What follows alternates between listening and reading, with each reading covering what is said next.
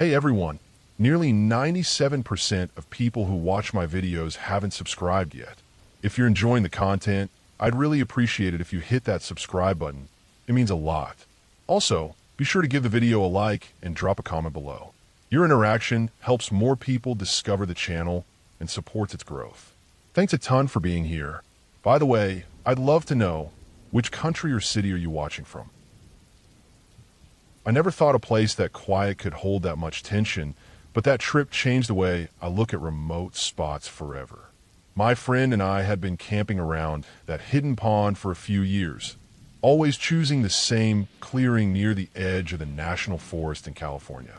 It was one of those spots that felt untouched. No trash, no old fire pits that weren't ours, no boot prints, nothing. Every time we hiked in, it felt like the place froze in time the moment we left and only thawed when we came back. That was part of why we loved it. It felt like our own little corner of the world, away from everything. The access road was always rough, the type that rattled your teeth and made the truck feel like it was about to lose a wheel. We were used to it though. It was part of the routine, the slow crawl over rocks and uneven dirt before we reached the small pull-off where we usually parked. That morning, the air felt colder than it should have been. It was early, but the kind of early where the light is bright enough that everything should feel normal.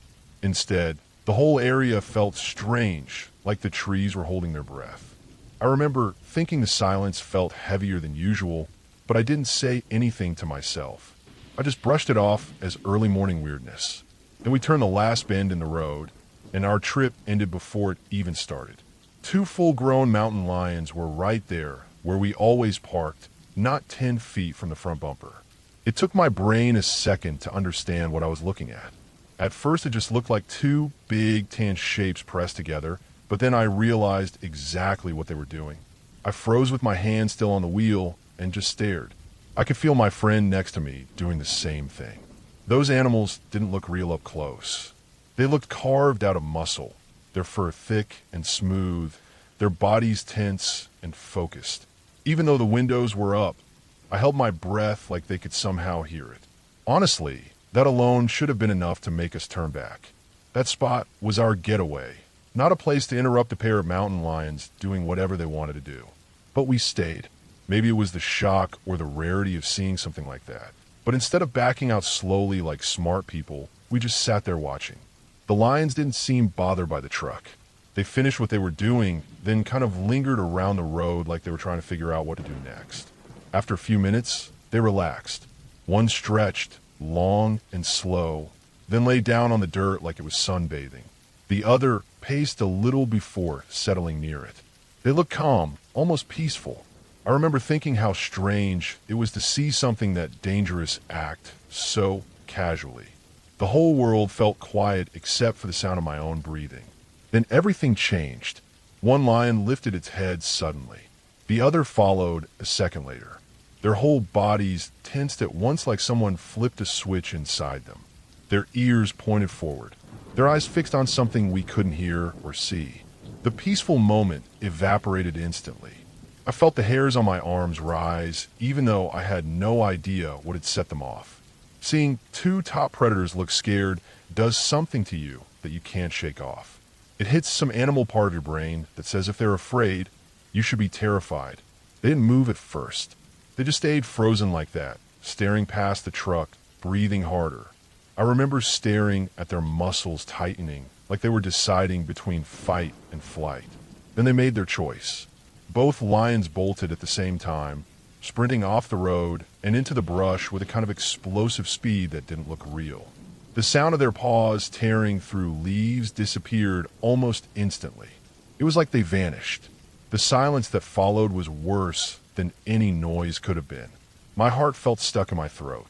I stared at the spot where the lions had been, waiting for something else to appear, but nothing happened. It was so quiet in that truck I could hear my pulse pounding in my ears. I kept thinking whatever scares two mountain lions isn't something I want to be anywhere near. Then the forest exploded with motion. 3 deer burst out from the brush on the opposite side of the road, sprinting full speed across the dirt. Their legs moved so fast, it didn't look natural. Their bodies were stretched low, like they were trying to flatten themselves against the air. A second later, the reason for their panic came out behind them. A huge bear crashed through the trees like the forest wasn't even there. I'd seen bears before, but never like that. It was massive, dark, and moving with a kind of wild speed I didn't know they had. It wasn't wandering or sniffing or acting curious. It was chasing, full sprint, focused completely on those deer. Its jaws kept opening as it ran, like it was already biting into something that wasn't there yet. The whole moment happened so fast, I didn't even have time to react. It felt unreal to see that many animals in one place acting like that. The deer cleared the road in seconds and disappeared down the slope. The bear thundered after them without even pausing. Tree branches snapped behind it in loud, sharp cracks that echoed through the woods. Then everything went silent again, but a different kind of silent. Not peaceful, more like the forest was waiting to see what would happen next. We sat there in the truck frozen long after the animals were gone. My breathing was shaky. I didn't dare move. I kept thinking about how the lions sensed it before we did, how they ran before the deer even showed up. Whatever chain reaction happened out there, we had driven right into the middle of it without realizing. Eventually, I put the truck in reverse. I didn't even turn around.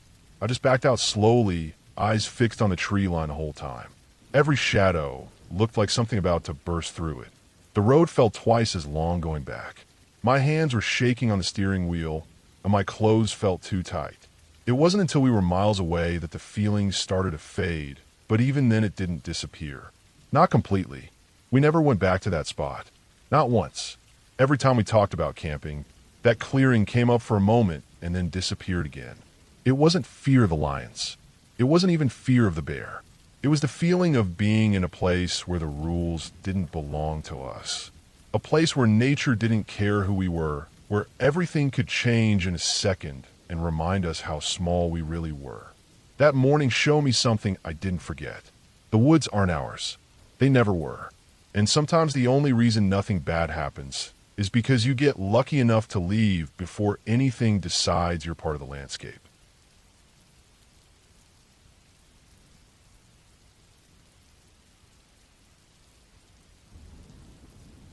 I always thought I had a solid sense for places that were wrong. When you spend enough time camping in Colorado and Utah, you start to feel small changes in the air long before anything obvious happens. Sometimes it's the stillness. Sometimes it's the way the wind moves through the brush. Sometimes it's the way the ground around you feels like it has a memory of something you'd rather not know. That whole day in Poudre Canyon felt like that from the moment we pulled off the road. It was late in the season, and every campground gate we passed had chains and signs telling people to turn around. The air had that heavy, late autumn cold that settles in fast as soon as the sun dips behind the canyon walls. The trees were bare in patches, the river was low and slow, and everything felt like it had shut down early. My buddy and I had done dozens of trips like this, but the road we took that afternoon felt too quiet, like the canyon had gone hollow. We found a little pull-off between two bends in the road. It wasn't special in any way, just a worn patch of dirt with enough space to tuck the truck in and throw our gear on the ground. But the air felt wrong the moment my boots touched the dirt. Not dangerous, not supernatural, just the kind of feeling you get walking into a house after something terrible happened the night before. It sat under my ribs and stayed there as we unloaded the cooler in the tent. We hadn't even been there 10 minutes when we found the first thing. A blanket, heavy with dust and cold from the ground, folded in on itself. When I lifted a corner with a stick, bone pushed through the fabric. A small animal, maybe a dog or a coyote, completely skeletal, wrapped up like someone had tucked it to sleep and left it. I had seen dead animals on trails before, but something about this one felt too deliberate. It set the rest of the afternoon on edge. I tried to shake it off, but the image stayed in my head like a photograph burned into my mind. We decided to hike anyway. Maybe to reset the mood, maybe because staying near that blanket felt worse. The hills above the campsite were steep but climbable, covered in dry brush that scratched against our legs as we pushed through it. The higher we got, the thicker the unease grew. I kept expecting to hear someone else moving through the brush, but the canyon swallowed all sound. Even our steps felt too loud. We reached the top of one hill, and the first thing I noticed was an unnatural flash of color between two trees. When we got closer, I realized it was a tent, sun-bleached and torn in places, hanging from a thick branch like someone had wrapped it around the trunk and left it to rot. The fabric crunched when I touched it. Inside were old notebooks with warped covers, pages full of writing I didn't bother reading, and a dirty sleeping bag shoved against one side. No body, nothing violent, just abandoned in a way that felt wrong. I had seen plenty of careless campsites, but this wasn't that. Someone had put effort into folding the tent around the tree. Someone had meant for it to be left like that. We headed down the hill after that, trying to angle back toward camp without following the same path. The slope on this side was much steeper, the kind of hill where you have to lean back as you walk or the dirt will slide under you. All the brush here looked dry and brittle, and the air felt stale. I remember thinking that the silence was too big, like the entire canyon was holding its breath. Halfway down, the smell hit us. Thick, sour, unmistakable. The smell of something dead that hadn't been there very long. You can't mistake it once you've smelled it, and it stopped me cold. The breeze carried it straight to us, but the trees around us were so dense that we couldn't see anything at first. When I spotted the towel wedged between a trunk and the slope, my stomach dropped. It was bright against the dark bark, tucked with care, almost cradled by the tree. This wasn't an accident. No animal dragged that up 200 feet of steep terrain. Someone placed it there. Someone climbed this hill with a dead thing wrapped in a towel and chose this exact spot to leave it. Neither of us wanted to touch it. The air felt heavier around it, like the canyon wanted us gone. We backed away and continued down the hill with that smell following us the whole way. At camp, the fire felt small. The night settled fast, colder than it should have been. The bourbon helped, but only softened things around the edges. The more I sat there, the more that towel sat in my mind. It didn't feel like trash someone dumped. It felt deliberate. The dead animal in the blanket near camp, the abandoned tent on the hill, the wrapped towel with something fresh inside it. All of it felt connected, but not in a supernatural way.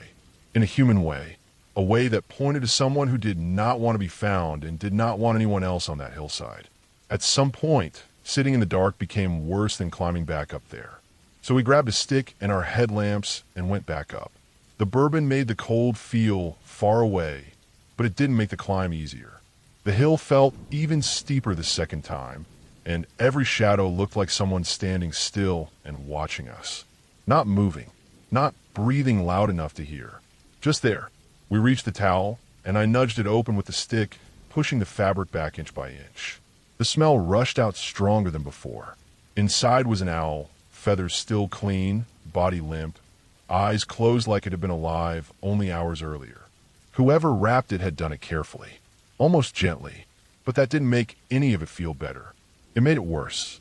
It meant someone killed it or found it right after it died and carried it way up here just to hide it.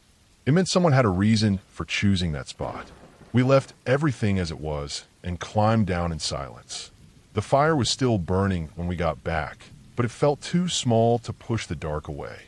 I barely slept, just lay there listening to every sound outside the tent, waiting for footsteps or branches moving. Nothing came, but the quiet felt like a weight on my chest. We left as soon as the sky started to lighten. No coffee, no breakfast, just packed our gear and drove until the canyon opened up and the air felt normal again. I didn't feel right until we were miles away. When I think about that night now, nothing supernatural comes to mind. It wasn't ghosts or legends or anything out of a story. It was the simple, unsettling truth that someone had been there before us. Someone had carried dead things into the hills, wrapped them like gifts, and left them where only someone willing to climb steep ground would ever find them. Someone who didn't care if it scared whoever stumbled into their space, or maybe hoped it would. That was enough for me. Enough to make me realize that the scariest places aren't haunted by anything except the people who choose to be alone there, doing whatever they do far from anyone who might question it. That morning, driving away from that campsite, I felt nothing but relief. Not because we survived something supernatural, but because we left before whoever left those things decided to come back.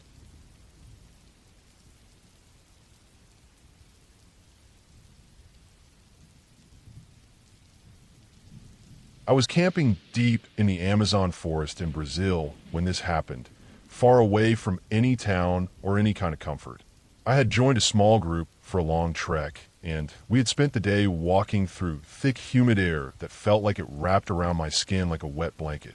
By the time we reached the area where we planned to set up camp, my legs felt heavy and my clothes were sticking to me with a mix of sweat and the damp air. The ground was soft in some places and firm in others, and the smell of wet soil and decaying leaves was so heavy it seemed to sit in my throat. We put our tents up near a patch of trees where the branches were so thick that the sky looked like it had been chopped into small, uneven pieces. The night fell fast, faster than it ever did at home, and when the sun went down, it felt like someone had switched off the world. The sounds grew louder after dark, insects buzzing and clicking, frogs croaking somewhere near water, birds calling out once or twice before settling. It felt like the entire forest was breathing around us, like something alive and aware of everything we did. I managed to fall asleep after some time, even though the ground was uneven under my sleeping pad and the air felt too still. I remember waking up suddenly with this strong pressure in my bladder, the sharp kind that makes you feel like you have minutes before it becomes a problem. At first, I tried to ignore it, but it was pointless. My body wasn't letting me go back to sleep. I lay there for a moment, listening to the layers of sounds outside, trying to gather the courage to step out into all that blackness. The forest at night has a way of making you feel small and exposed, like every little movement is being watched by something with better eyes than yours. I finally unzipped the tent slowly so I wouldn't wake anyone, and the moment the zipper opened, the thick night air hit me. It felt heavier than before, almost warm against my face. The moon wasn't bright, but it was enough to show the faintest shapes of the trees around us, long shadows crossing over the ground like fingers. I walked away from the tents, picking a spot far enough that no sound I made would disturb anyone. My feet sank slightly in the soft forest floor, and each step made a quiet crunch of leaves and twigs. I was trying to move slowly, partly because I didn't want to make noise, and partly because I didn't want to surprise anything out there that might react badly. I chose a spot near a thick tree trunk where the ground leveled out just enough for me to squat without hitting anything. I'll lower my pants just enough, try not to touch the ground, careful to keep my balance because falling in that moment would have been more terrifying than embarrassing. The air felt colder against my skin, and I heard my own breathing louder than anything else. Then the forest seemed to shift. I didn't hear it at first. I felt it. The kind of feeling your body catches before your brain does, like the air changed behind me. A faint vibration in the ground, so small that I wouldn't have noticed it if I weren't in such a vulnerable position. I froze immediately. My heart jumped so hard it felt like it lifted part of my chest. I listened, holding my breath without meaning to. That's when I heard it clearly. Something walking behind me. Slow steps on the forest floor, heavy enough to press down the leaves, close enough that I could almost feel the faint movement of air with each step. It wasn't the sound of a small animal. I had heard those earlier in the evening, tiny rustles, fast scurrying. This was different. This was something large, something steady. Each step landed with weight, not rushed, not curious, but deliberate like whatever it was wasn't trying to hide. My entire body tightened. I felt my pee stop even though my bladder was still aching. I stayed as still as I could, scared that any sudden movement might trigger some reaction for whatever was behind me. I could taste fear in my mouth, this sharp dry feeling even though the air was so humid. I could feel the skin on my back crawling, like every hair was lifting. The steps got closer, not much, but enough that I knew the shape behind me wasn't far. I kept imagining a dark outline, just a few feet away, something tall or wide or both. My legs were shaking so badly that I had to finish as fast as my body allowed. I didn't dare turn around. I didn't want to know. I didn't want to make eye contact with something I couldn't understand. The moment I finished, I pulled my clothes up so fast my hands slipped, but I managed to get them in place. My legs almost failed under me when I stood up, and I felt dizzy from how hard my heart was pounding. I didn't run at first because I thought if I moved too fast, whatever was behind me might chase out of instinct. So I walked slow, steady steps, not looking back, not breathing through my mouth because I didn't want to make any sound. Every step felt like it took forever, and the space behind me felt full, like whatever had been there was still watching. The closer I got to the camp, the more desperate I felt. When I reached the tents, I finally allowed myself to move faster. I slipped inside my tent, closed it in one fast motion, and sat there shaking for a long time. My thighs were trembling, my hands were cold even though the air was warm, and I couldn't get the feeling of those footsteps out of my head. I didn't sleep again that night. I just lay there waiting for the sky to lighten, listening to every single noise and thinking each one was something moving toward me. In the morning, when everyone got up, the forest looked normal again. The same trees, the same smell, the same quiet dripping sound from the leaves. Nothing looked disturbed. There were no tracks I could recognize, no broken branches, nothing that would tell me what had been behind me. That somehow made it worse, like the forest had swallowed the evidence before the sun came out. I kept thinking about the size of the steps, the weight of them, the way the air felt when it moved. It could have been a tapir, a jaguar, a large deer, even another person, although that last thought made my stomach twist more than any animal did. The truth is that in the Amazon, there are plenty of things big enough to make that kind of sound, and plenty of them are the kind that stay quiet until they're very close. To this day, I still think about that moment. I think about how small I felt, how exposed I was, how close I might have been to something I never saw. I have replayed the sound in my head so many times, try to match it with anything I've learned about the wildlife there. I don't know what it was. I will probably never know. But I do know one thing clearly. It was real, it was close, and it was big enough to make me believe for several long seconds that I would die half naked in the dark Amazon forest without anyone ever finding out what happened. And that is the part that stayed with me more than anything else, the reality that in a place like that, you can be one step away from danger without even realizing it until it's breathing behind you.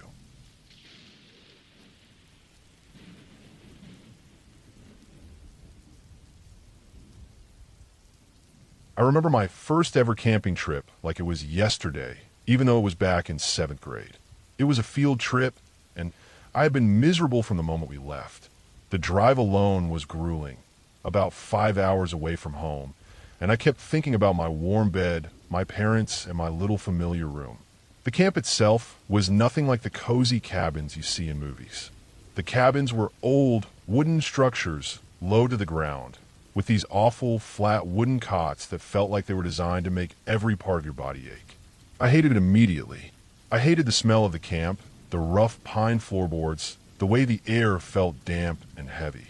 I hated that I was expected to just adjust and enjoy it. I couldn't sleep. Not at all. Hours passed as I tossed and turned, listening to the occasional snore, the creaking of the cabin, and the wind rattling the thin walls. Every time I closed my eyes, I could feel this tight, uneasy knot in my stomach. I couldn't handle it. Eventually, I decided I had had enough. I quietly got up, careful not to wake anyone, and slipped outside into the cold, dark night. I had brought a small book light with me. I was obsessed with Christopher Pike back then, devouring every single book I could get my hands on. And I sat down in front of the cabin, trying to lose myself in the story instead of the terror that had been building in my chest. At first, reading helped. My tiny circle of light made a small bubble of comfort around me. I could hear the soft rustling of leaves in the trees, the occasional distant hoot of an owl, and nothing else. I told myself that I was safe. This was camp, for crying out loud. It wasn't like I was alone in the wilderness. There were other cabins around, other kids and teachers asleep somewhere close. I tried to relax, tried to immerse myself in the story. But every few minutes, I found myself glancing up, unable to stop, like I was expecting something. My body was tense, my neck stiff, and every time I moved my eyes to the darkness just beyond the reach of the light, I got that prickly feeling, the hair standing on the back of my neck, that something was watching me. I couldn't explain it, and at the time, I didn't even want to. I must have moved my book slightly, adjusting the light, because that's when I saw it. At first, I didn't even register what it was. Just a pair of eyes reflecting the light, glowing in the dark. I froze completely, heart hammering in my chest. My brain started racing, jumping between thoughts so fast I can still remember the panic. Stay still. Don't move. Don't breathe too loud. Oh God, it's a mountain lion. I had seen them in documentaries, in books, but I had never expected to see one here, this close, just a few yards away from me. My initial view was just a paw at first, massive, sleek, with claws that looked sharper than anything I'd ever imagined.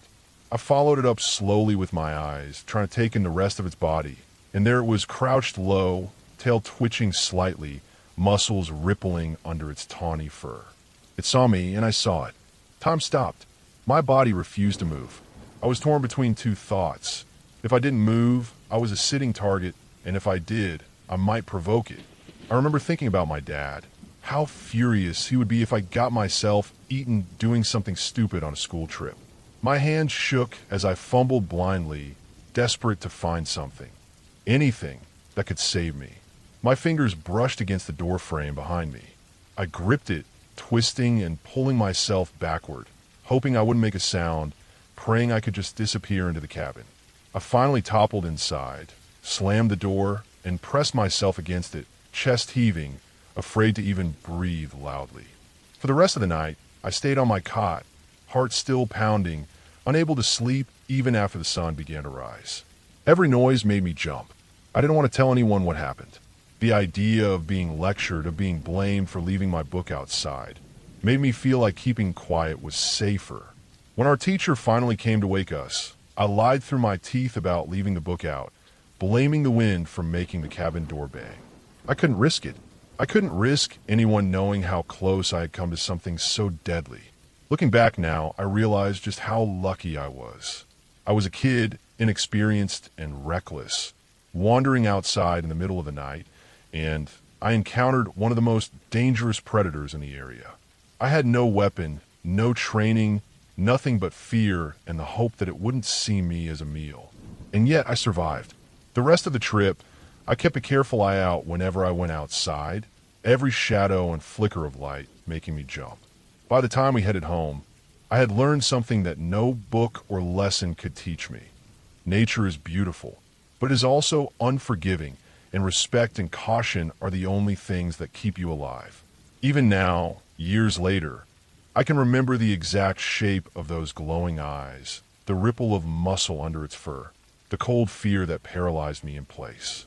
And I remember the relief, almost physical, of shutting the door and realizing I was safe, at least for that night. It was a lesson in fear, in survival, in humility, and it stayed with me far longer than any book I could have read under that tiny light. I was young, naive, and reckless, but I survived, and I walked away with a story that still makes my heart race whenever I think about it.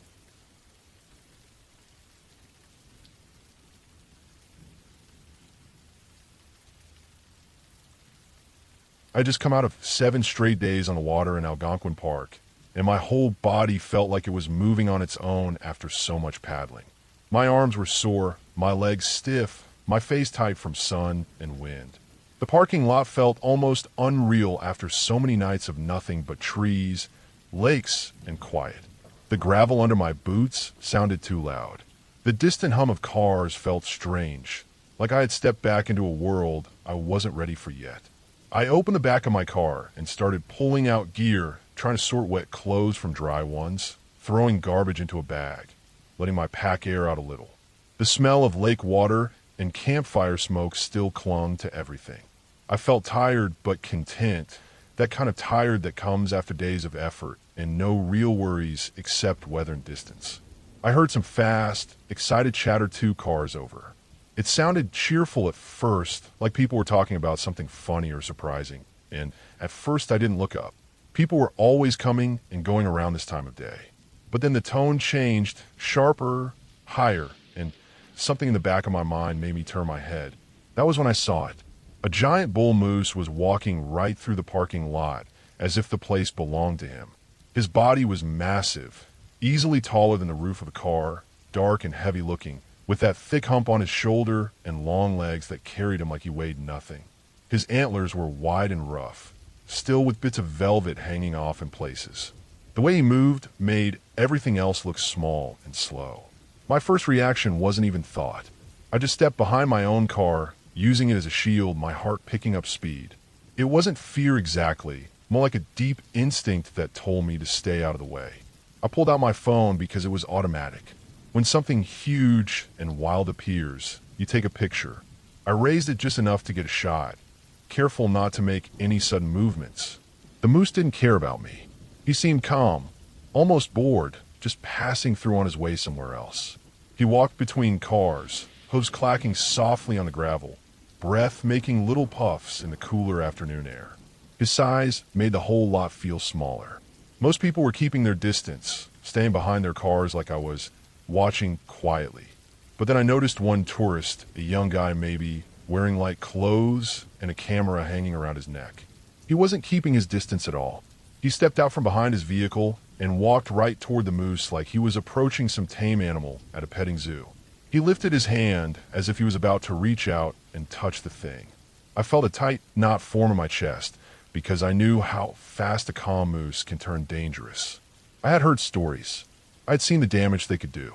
A bull could crush a person in seconds. The moose stopped walking and turned his head slowly toward the man. It wasn't angry, but it wasn't curious either. It was more like the moose was trying to decide if the thing in front of him was a threat or just annoying. The man still stepped closer, smiling like he had no idea what he was doing. I felt my stomach twist because I genuinely thought I might see something horrible right in front of me. The moose lifted its head a little, the muscles along its neck tightening, and breathed out a loud, sharp snort. It echoed off the cars and seemed to shake the air. The sound had weight to it, enough to make me press back against the side of my car. Before the man could take another step, the moose decided he was done. He spun slightly, not in panic, but in this huge, powerful motion that showed how strong he was, and then he ran toward the tree line. For such a large animal, he moved so fast it didn't seem possible. Branches bent as he crashed into the forest, and then he was gone except for the fading sound of hooves hitting earth. The tourist didn't even stop to think. He chased after the moose like he thought he could catch it, holding up his camera, trying to get some perfect selfie. It was so ridiculous I almost couldn't believe it. The guy had no chance of getting close to something that big and fast. I watched him sprint toward the woods, but he slowed down almost immediately, stumbling over roots and rocks near the edge of the parking lot. The moose was long gone, deeper into the forest where no trail went. The guy eventually stopped, bent over, breathing hard, probably realizing too late that he had almost put himself into a situation he couldn't walk away from. I stayed behind my car until everything felt still again. Only then did I step out. My heart was still beating too fast, and I felt a little shaky. I kept thinking about how close that had come to turning into something tragic. I looked around at the other people in the parking lot. Most of them had this stunned look on their faces, like they were trying to process what they had just seen. Some were shaking their heads slowly. Others were packing up again, like they just wanted to get out of there. I kept sorting my gear, but the feeling wouldn't leave me. The quiet of the forest felt different after that. It felt like a reminder that no matter how peaceful the place seems, it's still wild, and the animals that live there don't follow the same rules we do. They don't care about cameras or excitement or curiosity. They just act, and people who forget that risk everything without even realizing it. When I finally closed the trunk and sat inside my car, I took a moment before starting the engine. The image of that huge bull walking between the cars stayed stuck in my mind, and behind it was the thought of how close one person had come to becoming a statistic. I had gone out into the park for a week, paddled through quiet lakes, and slept under trees, and never felt as aware of the thin line between safety and danger as I did in that simple parking lot surrounded by people. It was a strange way to end the trip, but it left me with something clear and heavy. That place, as beautiful as it is, doesn't change for us. We are the ones who need to respect it, or it reminds us why we should. I drove away with that thought still sitting in the back of my mind, and it stayed with me long after the trip was over.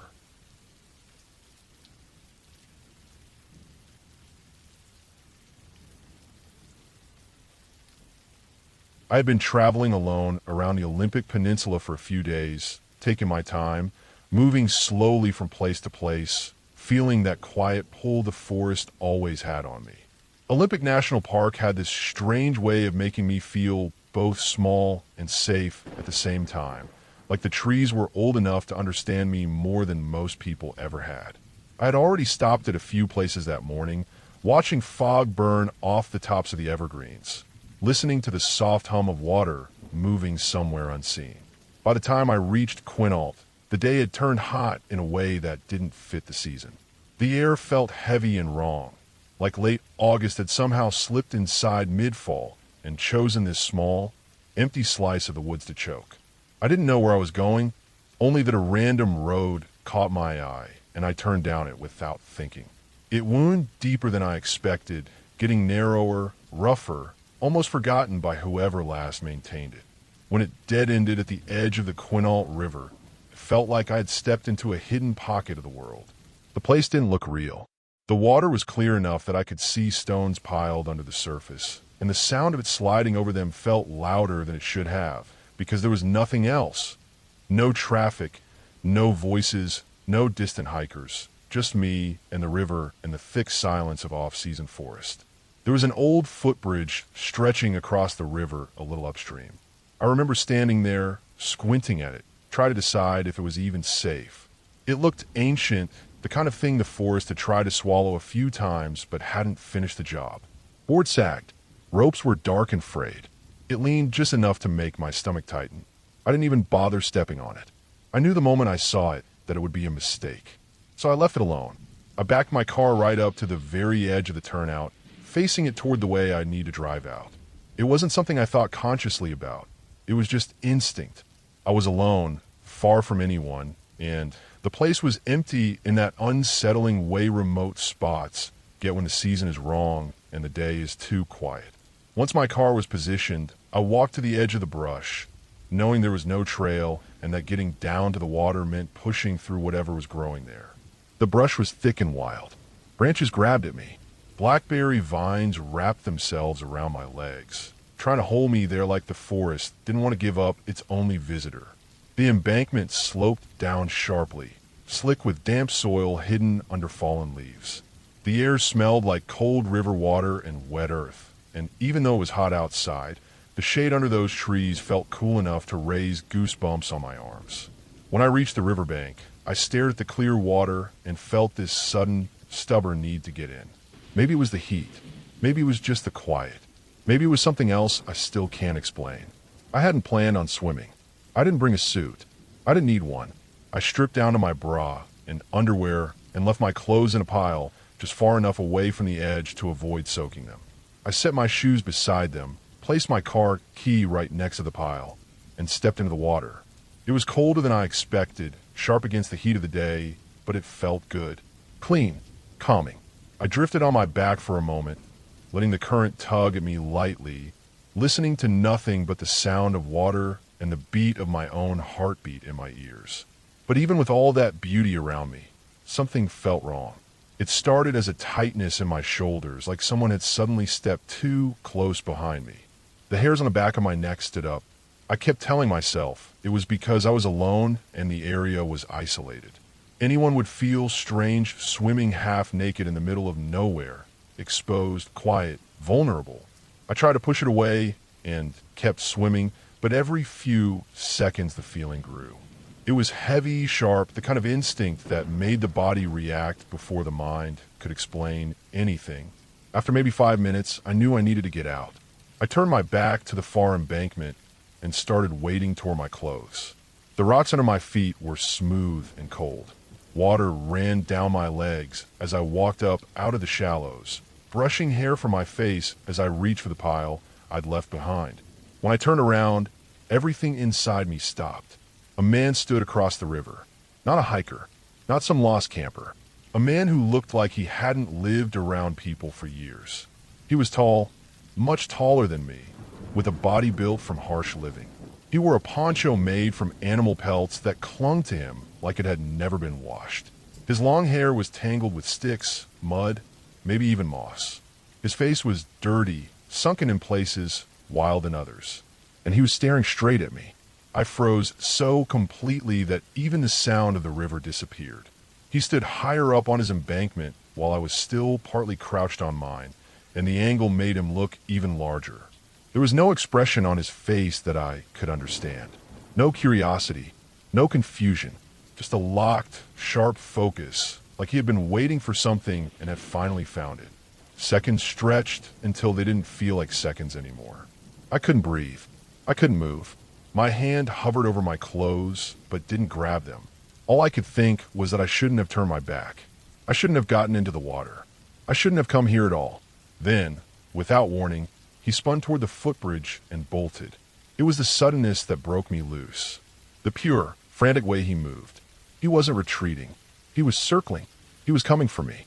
I didn't think. I just grabbed my car key and tried to yank my clothes free from the blackberry vines they had gotten tangled in. They wouldn't come loose. Thorns dug into my fingers. I dropped everything except the key and ran barefoot, nearly naked, back into the brush. The thorns caught my skin, ripping at me as I pushed through the same path I'd taken earlier. Sap smeared across my legs. Branches slapped my arms and face. Pain didn't matter. I could hear him in my head, hear the boards of the footbridge creaking under his weight, hear the pounding of feet coming closer even though the forest drowned out everything. When I broke through the last of the blackberries and reached the dead-end clearing, I could see him already crossing the bridge, moving fast, too fast. I sprinted for my car, gravel stabbing into the soles of my feet. I threw myself in and slammed the door shut at the exact moment he reached my hood. He hit the metal with both hands and let out this awful, guttural scream, wordless, raw, an animal sound ripped from a human throat.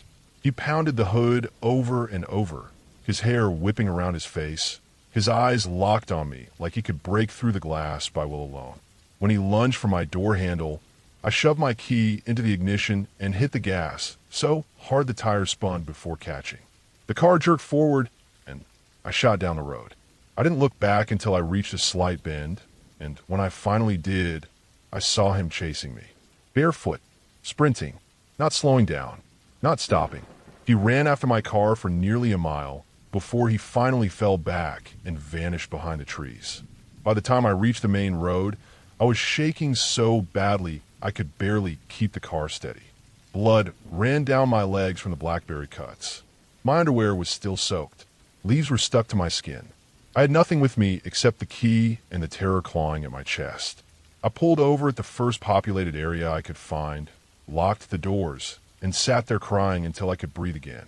I've replayed it in my head for years, and it never softens. It never fades.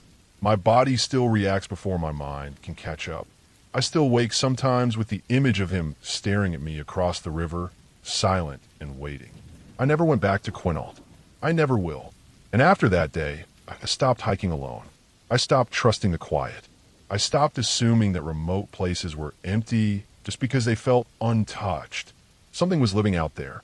Something that watched me step into its space. Something that saw me as prey the moment I turned away from the river.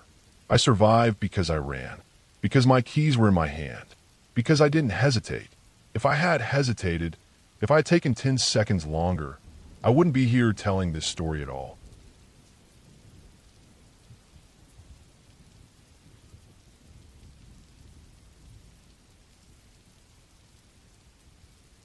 I never thought a morning in the woods could turn into something that would stay with me for years. Something that made me question how safe even familiar land could be. It started on opening day of deer season, which was a big deal for my family. My cousin owns a chunk of land in western Wisconsin. It's the kind of place where hills roll into each other, pockets of thick woods hide in the folds, and deer trails crisscross in patterns only someone who knows the land well could read. Every year, we follow the same tradition. My dad, my cousin, and a few friends built a hunting shack and scattered tree stands around the property. We keep a schedule so nobody is in the same area at the same time. It's simple, practical, a rule everyone respects. That morning, my dad and I were headed up a hillside before sunrise, aiming to get set and ready for the first light. We loaded our gear on the ATV and started up the trail. The air was sharp, cold, a crisp reminder that winter was around the corner. The woods were quiet. Even the usual rustle of squirrels or the snap of branches under small animals was absent. Everything was still, almost unnaturally still, and it made the forest feel bigger than it really was. I could hear my own breathing, short and quick, and the soft crunch of my boots in the frost-covered dirt. My dad and I kept to the quiet rhythm we always used while walking in the woods. We stepped together, me mimicking him so we didn't spook anything before sunrise. We were halfway to the spot where we'd set up when it started. It was subtle at first. I thought it was a branch snapping or maybe a deer moving quietly through the brush. But the sound kept repeating, matching my steps. Step, step, step behind me, almost perfectly in sync. I stopped abruptly and glanced over my shoulder. Nothing. Just the trees, tall and dense. The fog that hadn't lifted yet, curling through the branches. I shook my head and caught up to my dad, thinking maybe I was imagining it. But then it happened again, and this time it was unmistakable. Whoever, or whatever, was behind us was copying my footsteps exactly. I froze, the sound of my heart in my ears louder than anything else. I turned slowly, trying to get a better view of whatever it was. The light was still weak, the sun not yet over the hilltop, leaving the forest in shadow. About 30 yards up the hill, I saw it. A pale face, almost colorless, peeking from behind a tree. It was small, too small for an adult human, but it had features that were disturbingly wrong. The eyes were wide, unblinking, blacker than shadows. The skin had a sickly gray tone, and the way it stayed perfectly still, staring at us, made my stomach twist. It ducked behind the tree, and then peeked out again, holding my gaze this time. I could see the shoulders now, hunched and thin, the body malformed, limbs that seemed too long and awkward. There was no doubt about it. It was looking directly at us. I hit my dad on the shoulder. He followed my gaze, and his face went pale. Without a word, he started moving toward the ATV, urging me silently to keep up. The thing didn't run or move in the way a deer or a human would. It just emerged from behind the tree, slow, deliberate, and impossibly quiet. I kept staring as my dad started the engine, the ATV breaking the silence with a sudden roar. The creature followed, stepping carefully through the trees, keeping pace with us in a way that defied reason. Its movements were deliberate, but awkward, like it was learning how to walk as it went. I didn't look back again once we picked up speed, focusing instead on the path and the engine's vibrations under my hands. By the time we reached the hunting shack, I could feel the tension leaving my body, but the image of that pale, malformed face stayed burned into my mind. Nobody was there yet, which felt like a relief and a warning all at once. My dad and I climbed into the truck and left the property, the engine noise masking the residual rustle of branches behind us. I didn't speak much, and my dad acted like it had never happened. He went back later that day, got a deer, and carried on with the hunt like it was any other opening day. But I couldn't shake it. I thought about what it had been, how it had followed us without a sound, and why it had been there in the first place. We've hunted those woods for years, and I've never seen anything remotely human like it. Not even on the trails my cousin's land touches. Over the next few days, I try to piece it together rationally. Maybe it was someone squatting on the property, hiding in the woods. But no one would have been foolish enough to wait alone, in full view of multiple clearings and tree stands, without anyone noticing sooner. And the way it moved, no human could have moved like that. The timing, the mimicry of footsteps, the eerie patience. It was precise in a way that made it feel almost predatory, like it was testing us, learning us. It didn't make a sound except for the subtle snapping of twigs under its long limbs. Nothing like the usual forest noises we were used to. I haven't gone back to that hillside since. Every time I see photos or hear stories from other hunters on that property, I feel a knot in my chest. My dad went back, got a deer, and treated the woods like they were completely normal. He tells me to relax, says I probably saw a squatter or some wild animal acting strangely, but I know what I saw. There was no misidentification. No explanation makes sense. The face, the body, the way it followed us, it was real, and it was there for us just beyond the trees. I still think about it far too often. I don't hunt those hills anymore. I stay on the edges now, where I can see more of the woods and nothing can sneak up behind me, where I know I can leave quickly. And even then, I make sure the ATV is ready, my eyes constantly scanning, because out there in the quiet hills of western Wisconsin, something watched, something waited, and it's still out there somewhere. It never chased anyone else. I don't know why it waited for us, or why it didn't show itself to anyone else, but that morning changed how I see the woods. I'll never forget it. I'll never go back to that hill.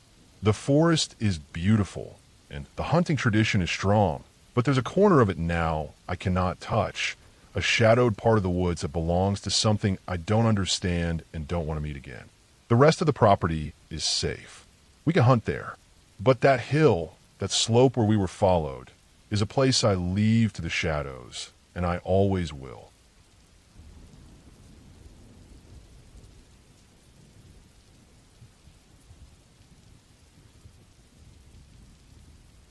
I never camped a single day in my life, but that lake near my town has stayed in my mind for years. It sits a little off the highway, surrounded by thick trees that seem to drink the sunlight before it even hits the ground. The place looks calm during the day, like any normal lake where families go to swim or take pictures, but I never once felt comfortable there. The air always felt heavy, and the water always looked darker than it should, like something was mixed into it. The one time I went there with my brothers, I felt like the place already knew I didn't belong. Before I ever saw the lake myself, I heard stories about that family that died there. A little boy, his mom, and his dad. They had come to camp right by the water, near that row of old cabins that haven't been used in years. People say a bear got them, a really big one. They say the bear tore through their tent and dragged them out in the middle of the night. When people found them the next morning, nothing looked normal. The ground was torn up, things scattered everywhere, and the bodies had been dragged toward the tree line like the bear couldn't decide where to take them. I remember hearing that part and feeling sick because I kept imagining the boy trying to run and not getting anywhere. No one really talks about the details anymore, but everyone knows what happened, and everyone knows exactly which cabins they were staying near. People in town started telling each other that the cabins were haunted, that you could hear the screams of the family if you walked too close at night. Some people even claimed they saw shadows inside the broken windows, or shapes standing behind the trees. I never believed any ghost stories, but when I heard how violently they died, it made sense to me that people would imagine things. Fear fills in the blanks when the truth is too ugly to think about. But the bear attack wasn't the only story tied to that place. There were all these rumors that people did satanic rituals near the lake. People said that at night you could hear chanting echo across the water like it was coming from the trees or the shallow marshes on the far side. I didn't want to believe that either, but more than one person had said it, and none of them were the type to make things up for attention. Someone said they found melted candles scattered across a rock ledge one morning.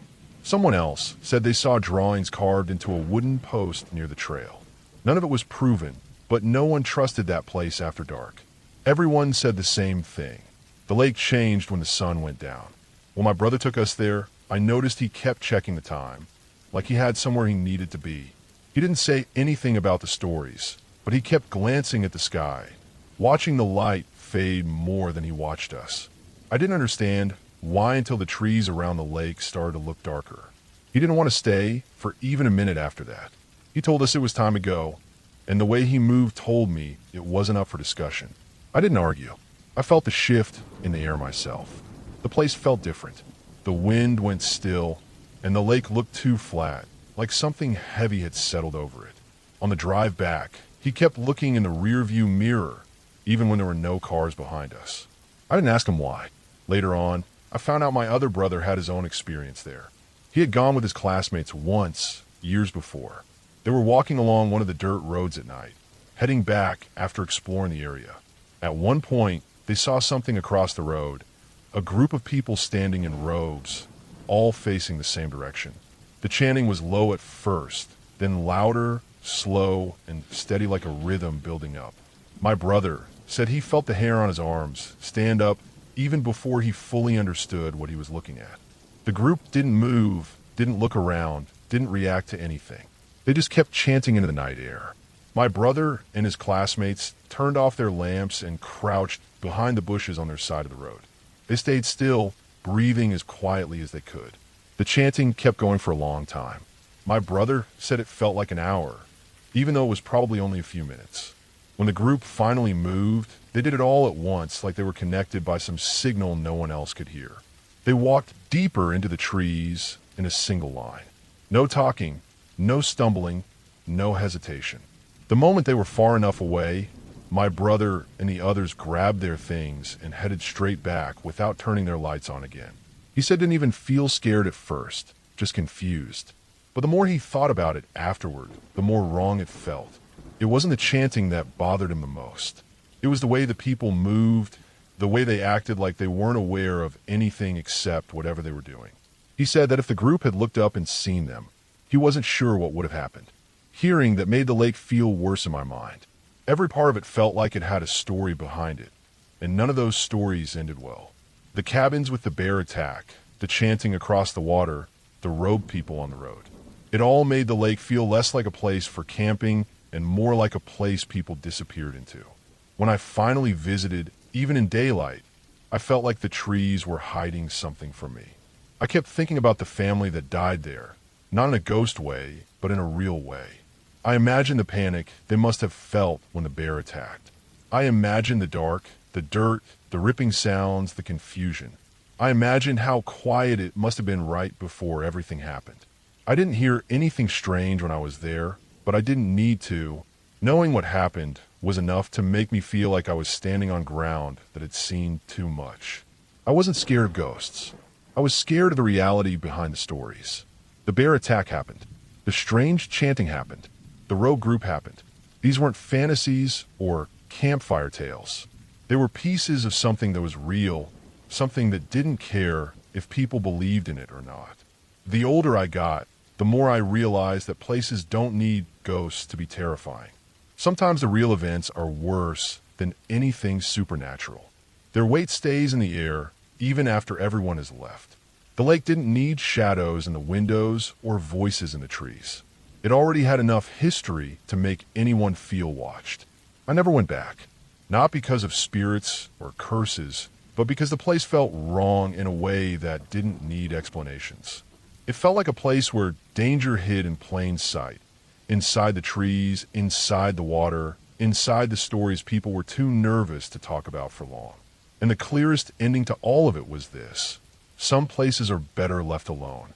That lake has a past that hasn't faded with time, and nothing good stays there after the sun goes down. I didn't need to camp there to understand that. I just needed to feel the air once, see the dark water once, and hear the fear in people's voices when they told their stories. That was enough for me to know that whatever happens there at night, it's real, and I don't ever want to be close enough to find out the rest.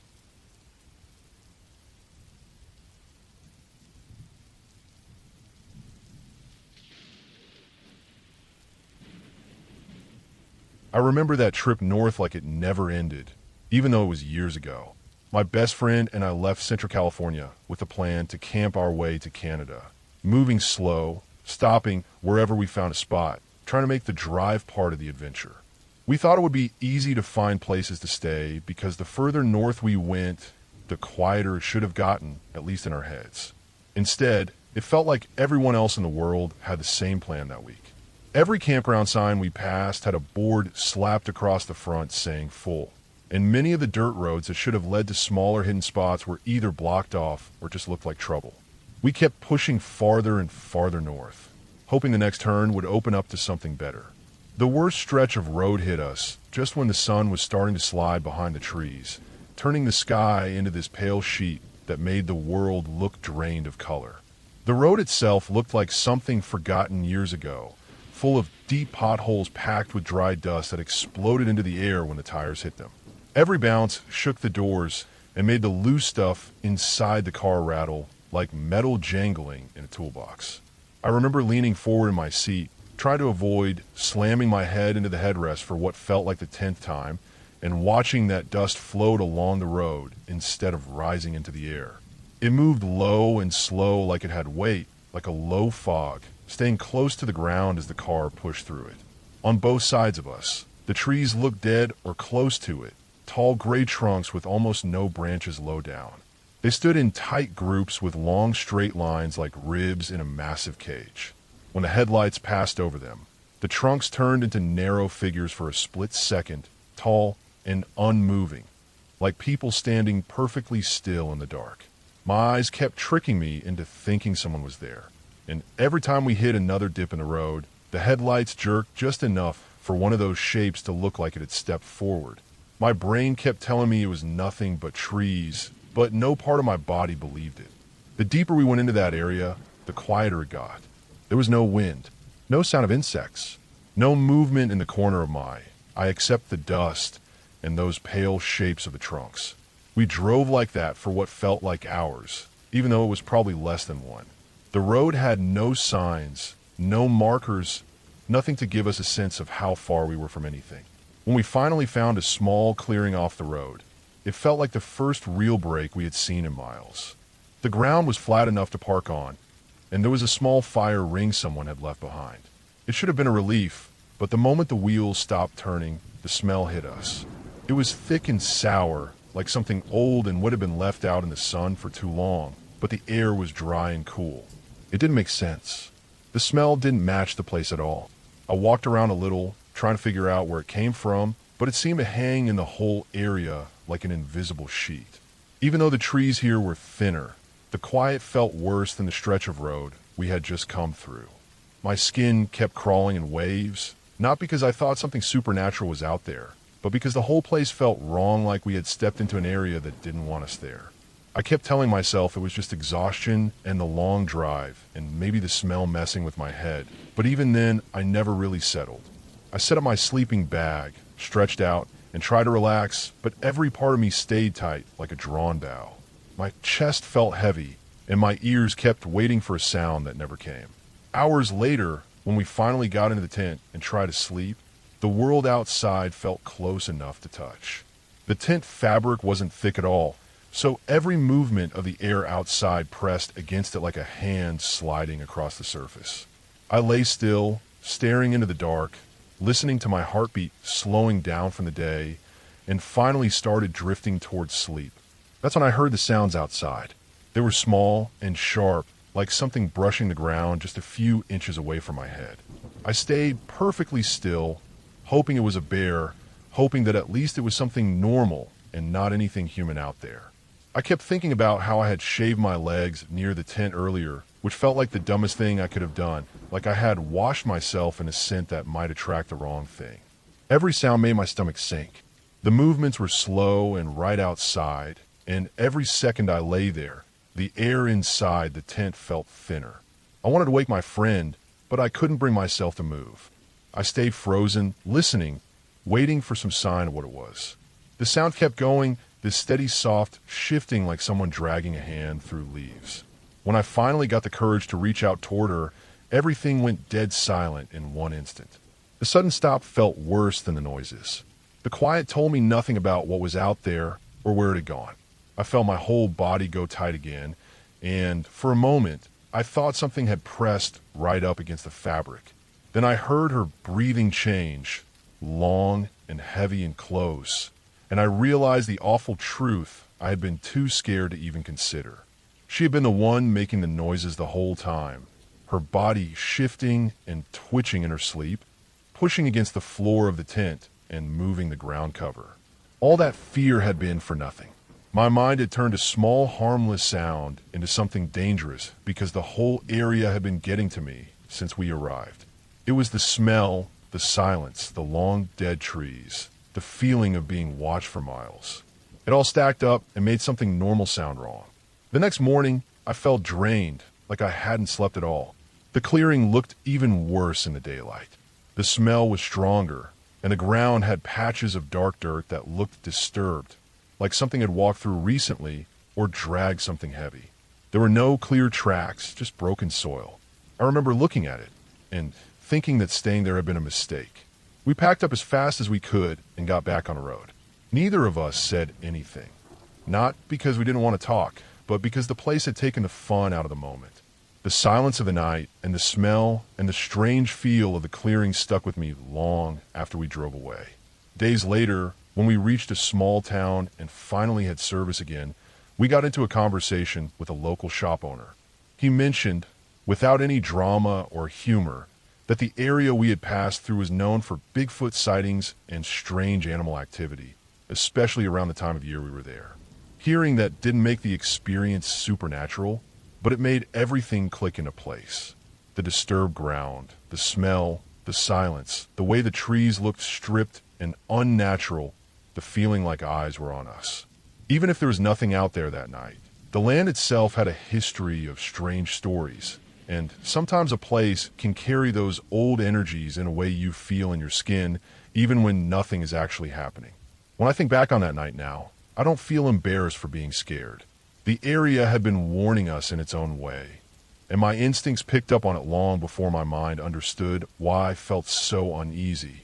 The noises in the tent ended up being nothing more than my friend shifting in her sleep, but the rest of it, the stretch of dead trees, the heavy smell, the disturbed ground, the silence, was real enough. It was the kind of place that didn't want visitors, and we had pushed ourselves into it without knowing what we were stepping into. I still camp often, and I still love the quiet and the colors and all the normal sounds of nature, but every time I pack my bag now, I remember that night. Not because something attacked us or chased us or tried to scare us, but because the land itself taught me how fast a peaceful trip can turn unsettling when you don't pay attention to what it's trying to tell you. I plan harder now, I trust my instincts more, and I listen to that quiet part of me that picks up on danger even when nothing obvious is happening. That trip didn't ruin camping for me, but it made me understand how thin the line is between adventure and unease. And that's why now, before any camping trip, especially the ones coming up, I avoid reading anything creepy. The world will give you enough real fear on its own when it decides to. I don't need to invite any extra into my head.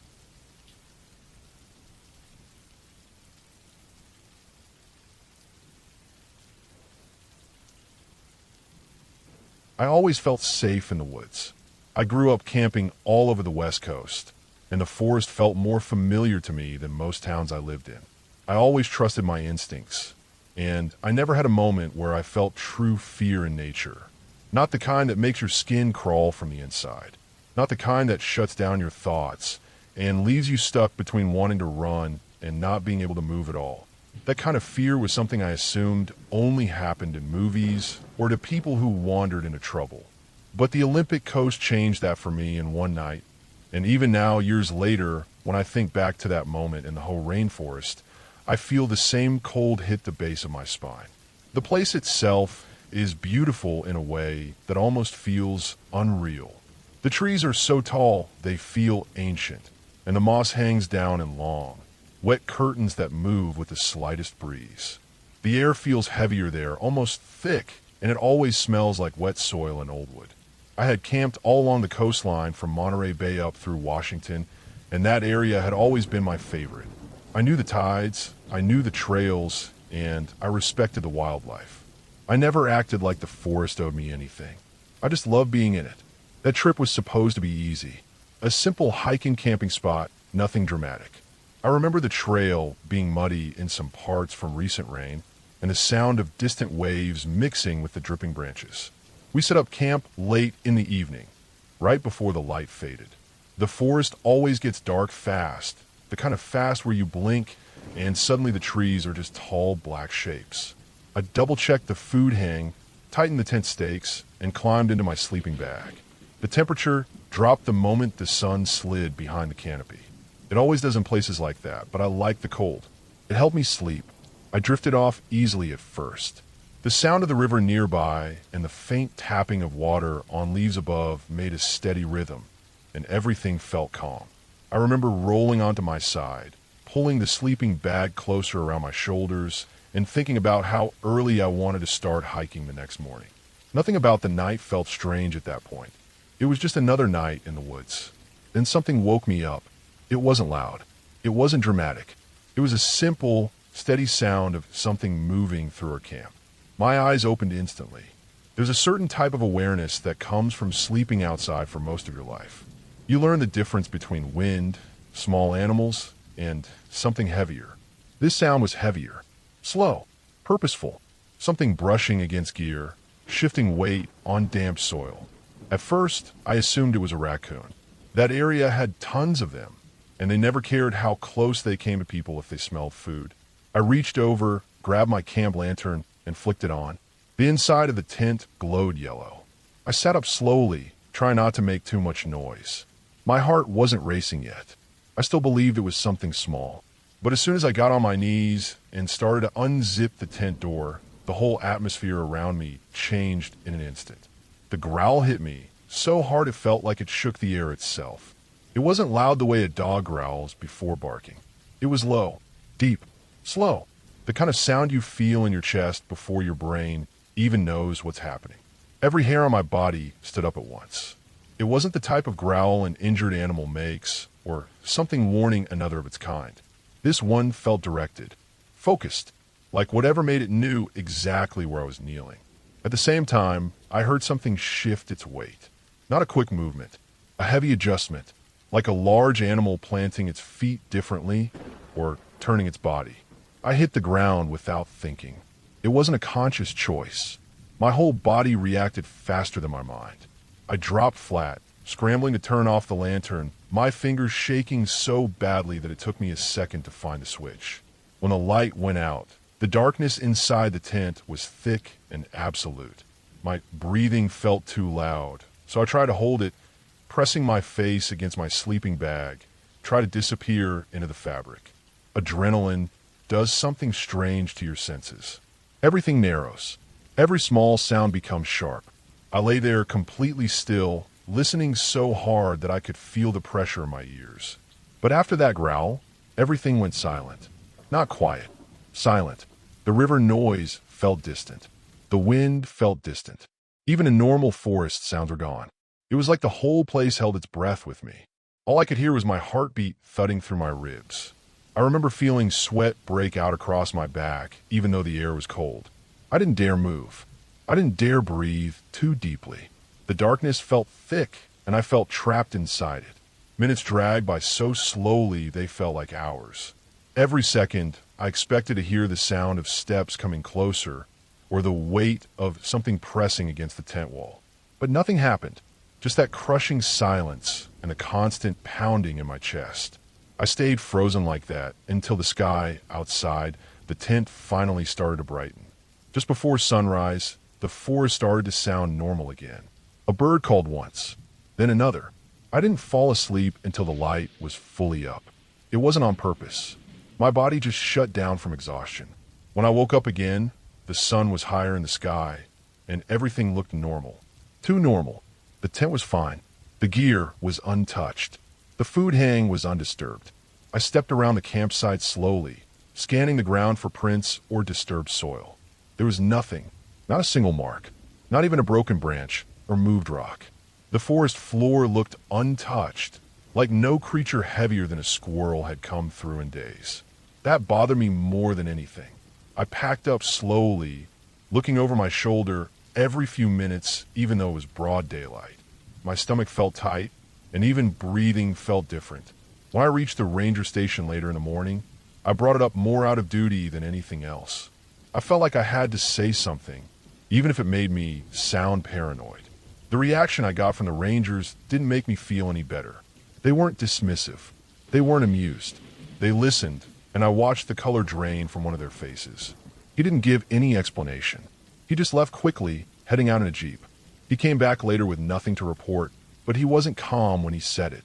There was something tight in his expression, something uneasy in the way he avoided looking directly at me afterward.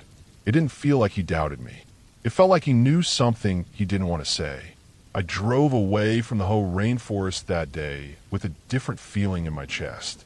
I had been in storms on cliffs, near wild animals, and in dangerous weather before, and none of it ever gave me the same deep, instinctual fear I felt in that tent. Whatever was out there that night was real. It wasn't a dream. It wasn't imagination. It wasn't something supernatural.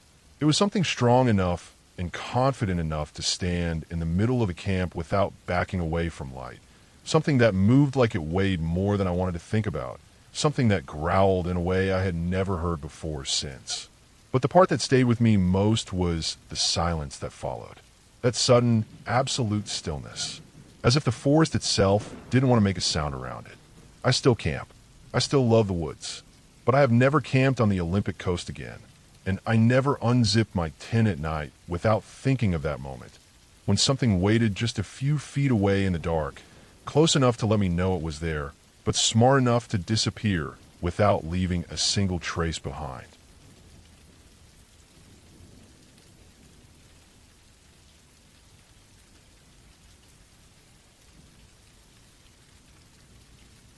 I was 13 when that school camping trip in South Africa became the first time in my life I understood what real fear felt like.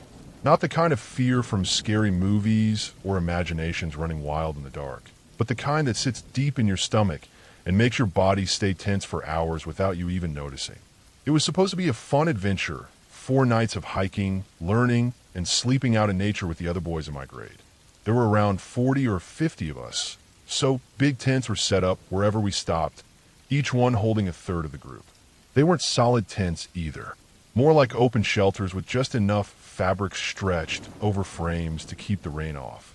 No walls, no doors, nothing to keep anything out except the hope that nothing would wander too close. On the night by the river, the air felt different from the very beginning. We had walked a long distance that day, our legs sore from climbing small hills and moving through patches of thick brush. The sound of the river became louder as we reached the site, and for a moment it actually felt peaceful. The water was shallow where we were going to camp, no higher than a bit above the ankles, and it ran clear over smooth stones. The air around, it was cooler than the heat we had walked through all afternoon.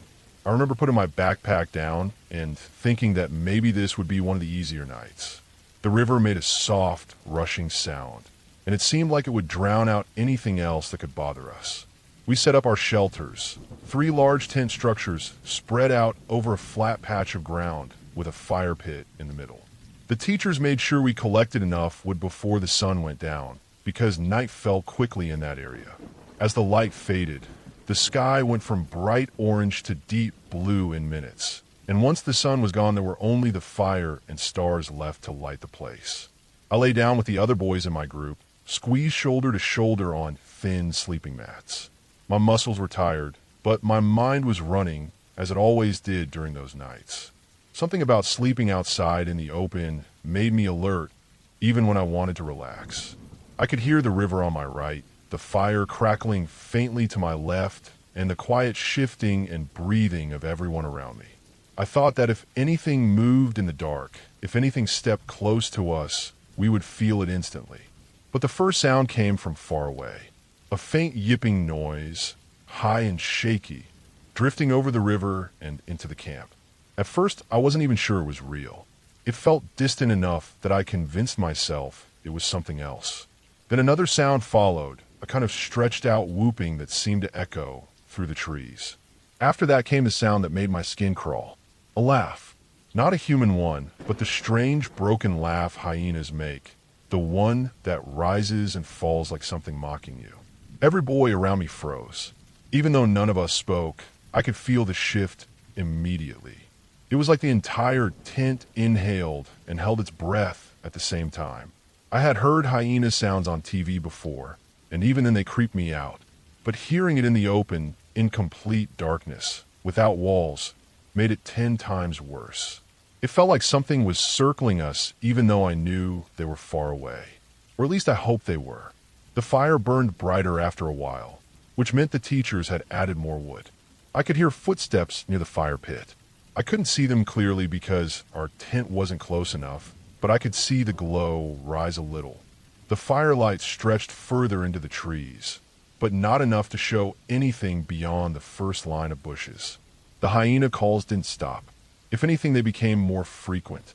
Sometimes one came from the left, then another from behind us, then one closer to the river. It played tricks on my ears because the darkness made it impossible to tell distance properly. Every time one call sounded sharper than the last, my stomach tightened. My body stayed stiff, even though I kept telling myself to relax. I could hear boys around me shifting, trying not to make it obvious that they were scared, but every movement sounded louder than it should have in the tense silence. I kept waiting for footsteps, for breaking branches, for anything that would tell me the hyenas were actually close. The idea of lying there in an open shelter with no protection made my mind race with every possibility. I thought about how hyenas worked in packs, how they waited and watched before moving in, how fast they could tear something apart if they wanted to. I tried to push those thoughts away, but the sounds kept coming, surrounding us from different directions until it felt like an entire circle of darkness was alive with movement. Time passed painfully slow. I remember staring at the edge of the tent above me, watching the faint glow from the fire flicker across it. Sometimes it dimmed and my chest tightened. Sometimes it flared brighter and I felt a small burst of relief. The night air felt cold, even though the day had been warm. My hands were sweaty, my heartbeat heavy in my ears.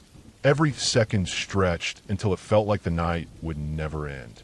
Eventually the calls began to fade. Not completely, but they moved farther away, little by little. I didn't dare close my eyes, though. My body stayed ready, like something inside me refused to trust the silence. I must have drifted in and out of something that wasn't sleep, but wasn't fully awake either. Just enough awareness to keep listening. When dawn finally arrived, it didn't creep in gently. It came all at once, light pushing down between the trees and giving shape back to everything that had been terrifying in the dark.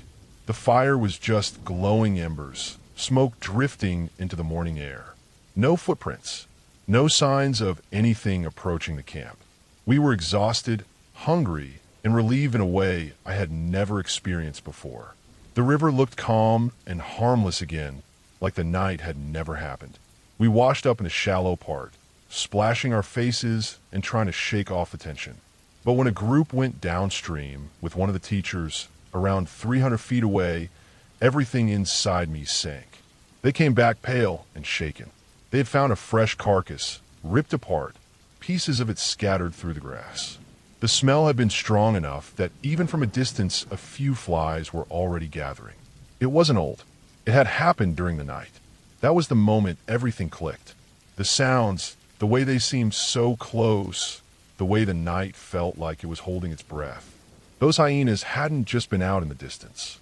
They had been hunting nearby, maybe watching us from the tall grass, maybe circling just beyond the firelight where we couldn't see them. The teachers didn't want us wandering around after that. We packed up camp fast, faster than any previous morning. As we left the site, I kept looking back at the riverbank, imagining where the hyenas might have stood, how close they might have come to where we slept. For years that night stayed with me more clearly than anything else from that trip.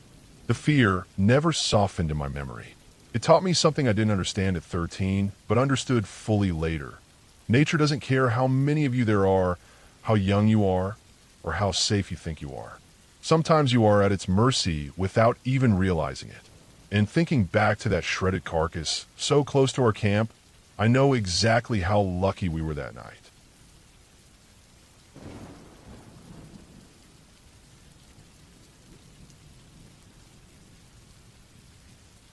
I was deep in southwestern Wyoming the day I found those pillars again, a long time after the first time I saw anything like them. I had been wandering dirt roads with no real plan, the kind of dirt roads that feel like they were carved out by accident rather than by someone actually wanting a road there. The land stretched out in dull browns and washed out yellows, flat in some places and rolling in others, and the wind never seemed to stop. It pushed dust across the ground in thin lines that moved like small ghosts of powder, even though I knew this place didn't need anything supernatural to make it feel strange. The isolation alone was enough. I was about 15 or 20 miles away from any paved road, maybe more, and that distance sinks into your bones when you're out there alone. The mountains around me were low, more like huge piles of broken earth than actual mountains, and the sky felt too big. There's something about Wyoming that makes you feel small in a way you don't feel anywhere else. You think you're the only person for miles, maybe the only one for the whole afternoon, and you start to study every little thing on the ground, as if it might matter. That's how the first pillar showed up again, a shape that didn't belong. I spotted it from the corner of my eye as I drove slowly, and it made me stop without even thinking. It stood about as tall as my chest, made from flat pieces of rock that must have been gathered from the scattered sheet rock that lay broken across the land. Someone had stacked those pieces with such care that the thing looked almost perfectly round from the outside. It made no sense. The rocks were thin, flaky pieces, the kind that break without warning in your hands, yet somehow someone had shaped them into a circle. Right in the center was the eye hole. A square cut, so clean it looked like it had been done with power tools, but I knew nobody would drag tools like that out here to carve random pillars of stone. The hole went straight through the middle like a tiny window, and the strange part, the part that made my stomach tighten, was that the square was aiming straight toward a house way off in the distance. It wasn't close. It looked like a tiny shape on the far side of a valley, maybe 3 miles away, but the eye hole lined up with it perfectly. I stood there a long time, the sun burning the back of my neck and the wind hitting my ears so hard it felt like pressure from inside my skull. It was quiet in every other direction. No birds, no bugs, no cars, just the soft drag of the wind. I felt stupid staring through the hole, but I did it anyway. And when I looked through it, the house didn't just line up by chance. It filled the little square almost perfectly, like whoever made the pillar had crouched down and shaped everything for that exact line of sight. That was the part that made something deep in me feel wrong. Even if someone was messing around, even if someone was just building weird things in the desert, how could they make something so precise with broken rock? I walked around the pillar slowly and noticed the plants right around it. Mostly dry, sagebrush and bunch grass, but the pattern seemed off. It wasn't anything dramatic, but the plants looked slightly more spaced out than the ones far from the pillar. The soil looked disturbed, not recently, just different. I told myself it was nothing, just my mind trying to make something out of nothing. But even then it didn't sit right. I got back into my vehicle, drove maybe half a mile more, and then I saw the second one. Same shape, same height, same circular stack of flat rocks, same perfect square, a hole pointing toward that same faraway house. While I looked through it, the house filled the square again. I stood there longer than I meant to, and a strange heaviness settled in my chest. It wasn't fear exactly. It was something quieter and deeper, like the kind of discomfort you feel when you walk into a room and instantly know something important happened there long before you arrived. The third pillar wasn't far from that one, maybe another mile, perched near a slope that dropped down into a shallow gulch. This one had crumbled a little at the top, but the eye hole was still intact, still aimed at that lonely house in the same exact straight direction. By the time I reached the fourth and fifth pillars, spread across a large, uneven area of desert, I had stopped trying to make excuses for what I was seeing. I just felt watched, even though I knew there was nobody around. Each pillar seemed like part of a bigger pattern, something someone put real effort into, something done with intention and patience. By the time I came across the sixth one, I felt worn down. The repetition got into my head. Each one faced that same distant house, a place that looked empty even from far away. I never drove all the way to it. I don't know why. Something in me didn't want to get closer, didn't want to understand what connection those pillars had to that structure. The whole thing felt wrong in a very quiet way, like I was close to something I shouldn't be close to. I remember crouching next to one of the pillars, running my fingers over the stones. They weren't cut. They weren't shaped by tools. They were just natural sheetrocks, stacked and arranged with impossible precision. No cement, no mortar, just rock balanced on rock. It didn't seem possible for someone to make a perfect round shape like that, without something holding it together. I kept waiting for a stone to shift or fall, but it never did. The plants around that last pillar had the same odd spacing, like the ground had been disturbed in a wide circle around it. I pushed some of the dirt aside with my boot and found nothing underneath, just dry soil. But the feeling stayed there, a low unease that made my skin tighten. I still don't know who built those pillars or why every single one pointed at that far house. Maybe they were markers. Maybe someone used them for land surveying. Maybe it was something simple that I'll never understand because I don't live in that world. But even now, years later, the memory still clings to me in a strange way. I've been in deserts many times since, but I've never seen anything like those pillars again. The part that sticks with me most is the silence around each one. There was nothing dangerous happening. Nothing chased me. Nothing supernatural, just a quiet feeling that someone had spent a long time building something strange in a place nobody would find unless they wandered exactly where I wandered. Whoever made them had a reason, even if that reason is lost. When I drove back out to the paved road that day, I kept checking the rearview mirror without meaning to, half expecting to see another pillar behind me. But the land went back to being empty again. Just wind, dirt, and space. I don't think about the pillars every day, but sometimes the memory hits me out of nowhere. I'll be doing something normal and suddenly picture one of those perfect stone circles standing alone in the desert, staring through its square hole at that distant house. It reminds me that there are things people make in hidden places that never get explained, and maybe they weren't meant to be explained. Nothing happened out there, but the unease stayed with me long after I left. And the truth is, I don't think I want to know who built those pillars or why. Some things feel heavier when you understand them. And those pillars, lined up across miles of empty desert, feel like the kind of thing that's better left alone.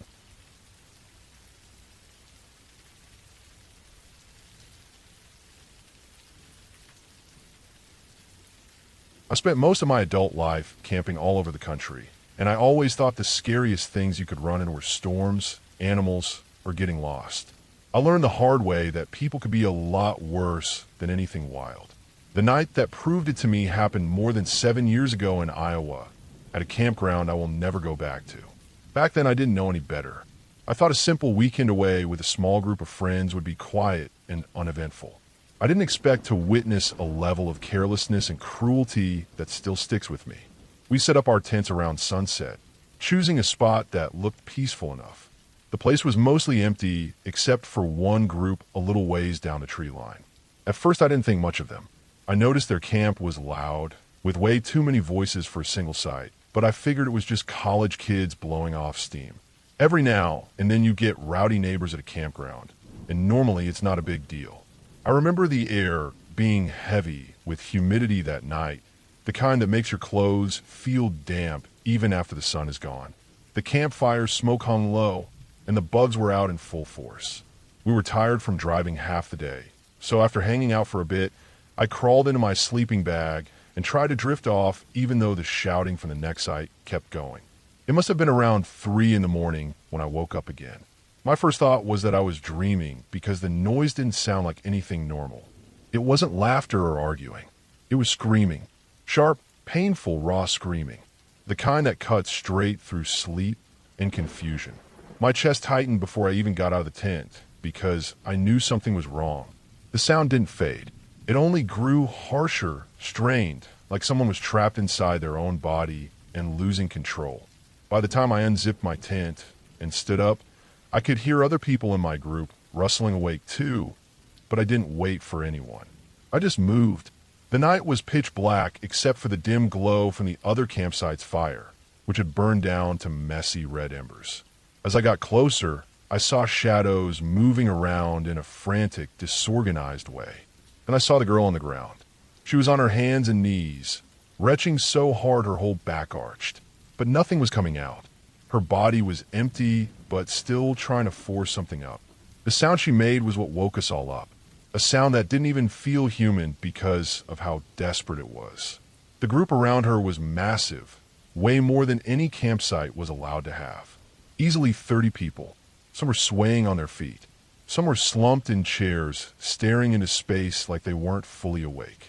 Others were pacing in circles, jittery and unfocused.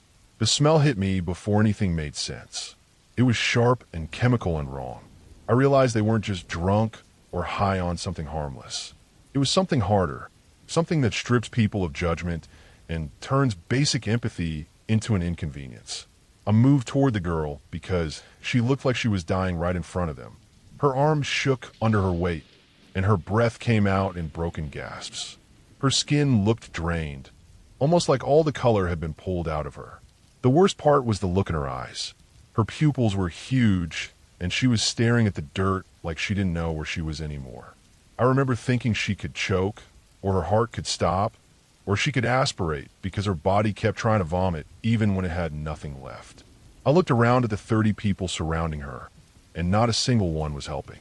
Some were annoyed. Some were bored. A few looked at her the way someone might look at a broken piece of gear, something useless they had to step around. The more I took in the scene, the more disgust twisted in my stomach. It wasn't just the drugs. It was the way they didn't care at all. It was the way they acted like she was a problem instead of person. The way some of them were whispering about leaving her, hiding in the trees, ditching their gear, doing anything except taking responsibility.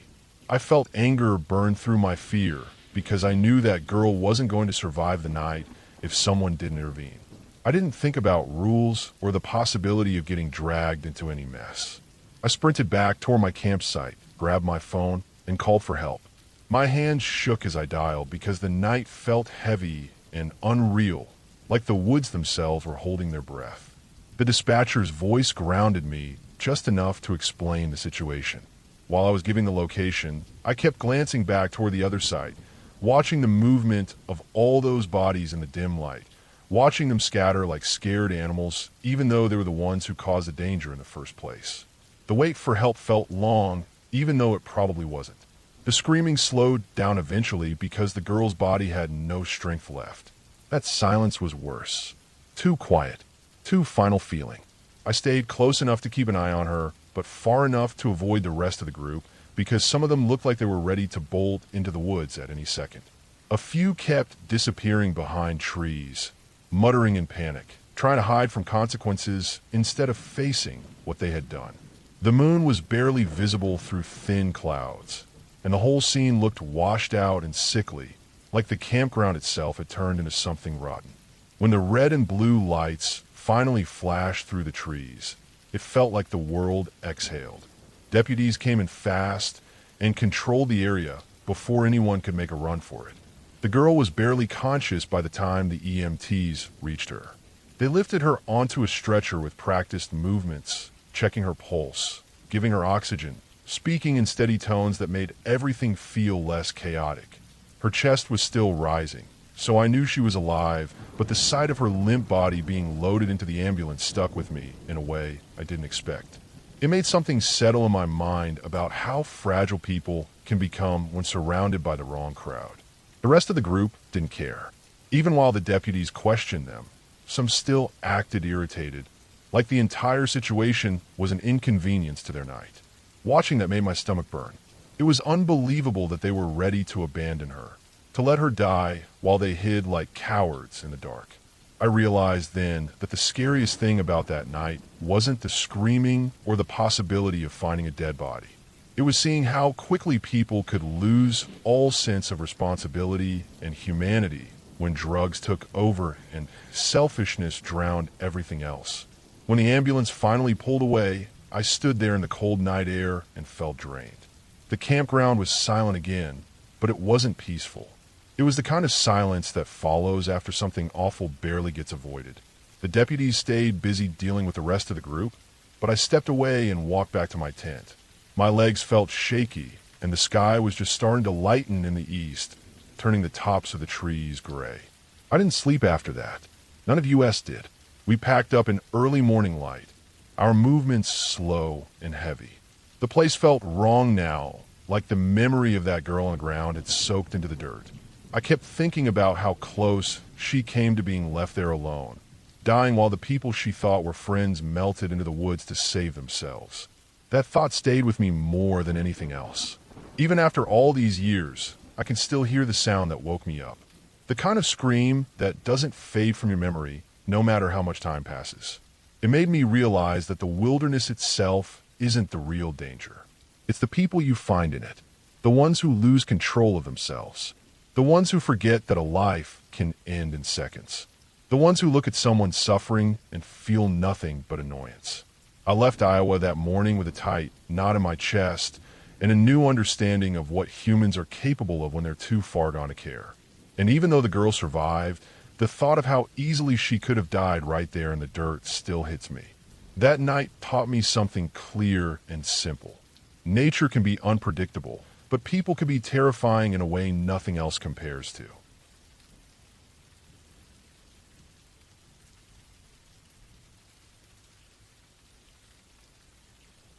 I was in Northern California, in the city of Sebastopol, on a cool late afternoon when the air had that quiet heaviness that comes after a stretch of dry days.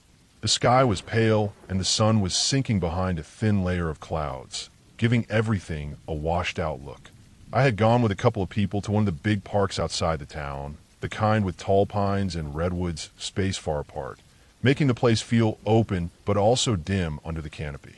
The ground was covered with thick piles of dead pine needles, the kind that make a soft crackling sound with every step.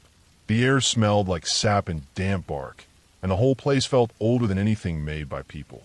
I wandered off a bit from the others because I wanted to look for mushrooms.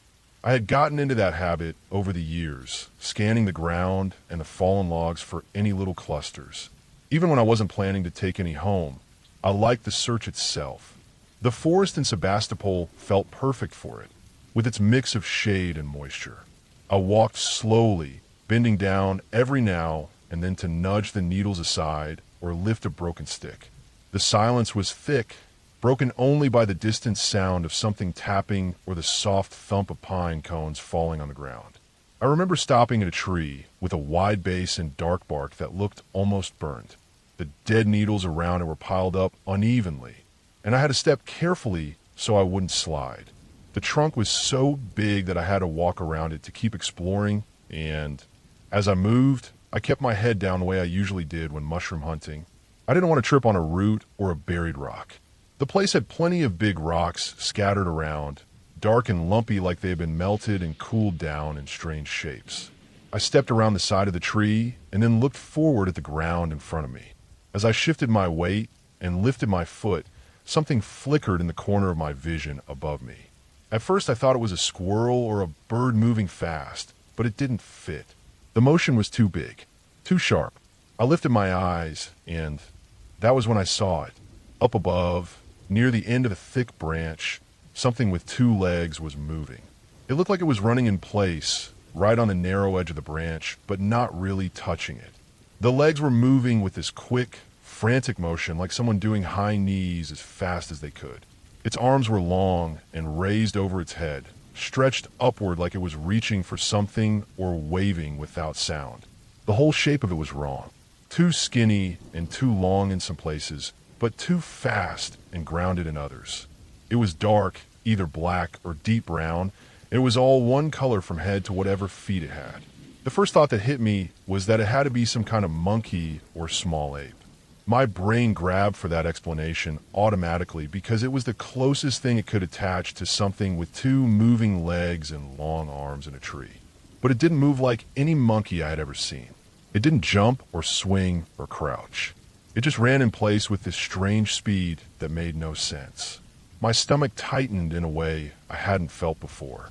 I kept walking forward, partly because I didn't want to stumble and fall on the pine needles, and partly because I didn't know what else to do.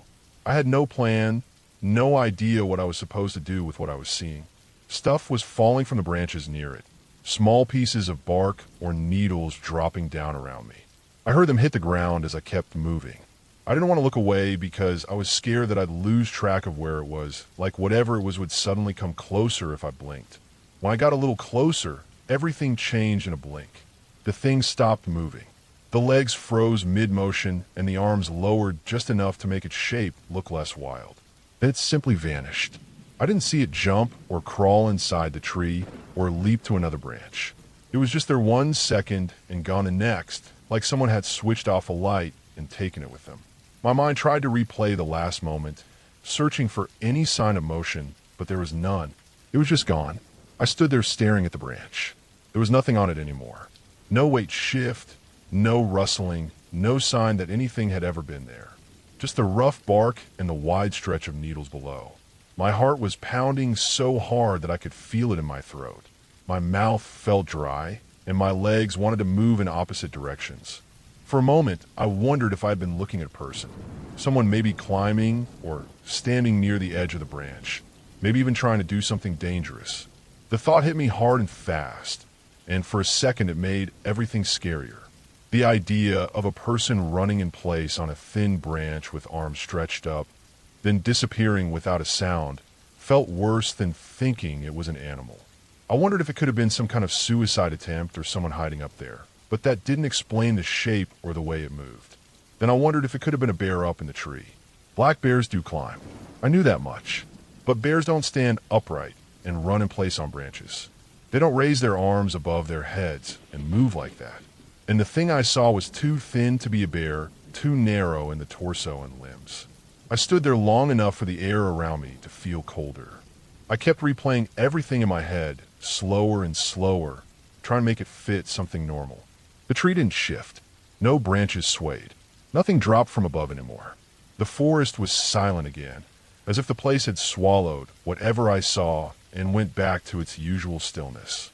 I finally decided to walk back toward the others. I didn't run, but every step felt stiff, like my body didn't want to turn its back on the tree. The farther I got, the more unreal the whole thing felt, but not unreal like imagination. Unreal like something I wasn't supposed to see. The feeling followed me the rest of the day, and then for days afterward. I kept thinking about what it could have been. I didn't jump to anything supernatural because I didn't believe in that, and I still don't. What I saw had to be something living, something real, even if I didn't understand it. Northern California has all kinds of wildlife, and people do strange things in the woods. Maybe it was a person who climbed higher than I realized, moving in some odd way, and I only caught the shape at the wrong angle. Maybe it was an animal with a strange motion that looked like running because of the branches swaying. Maybe shadows were messing with the shape and speed. But the one thing I can't change in my memory is the way it froze the moment I got closer, and then how it vanished without a sound. I didn't hear anything climbing away, no branches cracking, no leaves shaking. It was just gone. The truth is that I still don't know what it was. I can't explain it or reshape it into something that fits neatly into a normal box. All I know is that I saw something running in place on a tree branch in a quiet park in Sebastopol, and it moved in a way that nothing should move. It made no sense from the moment it appeared until the moment it disappeared. And the part that has stayed with me the most, even more than the fear, is how completely the forest swallowed the moment. 1 second it was happening, and the next the park looked ordinary again, like nothing strange had ever existed in that space. But no matter how normal the place looked afterward, I walked away knowing the moment was real. I saw it clearly. I didn't imagine it. And I've never once forgotten the way it moved, the way it vanished, and the way the air felt heavier when it did.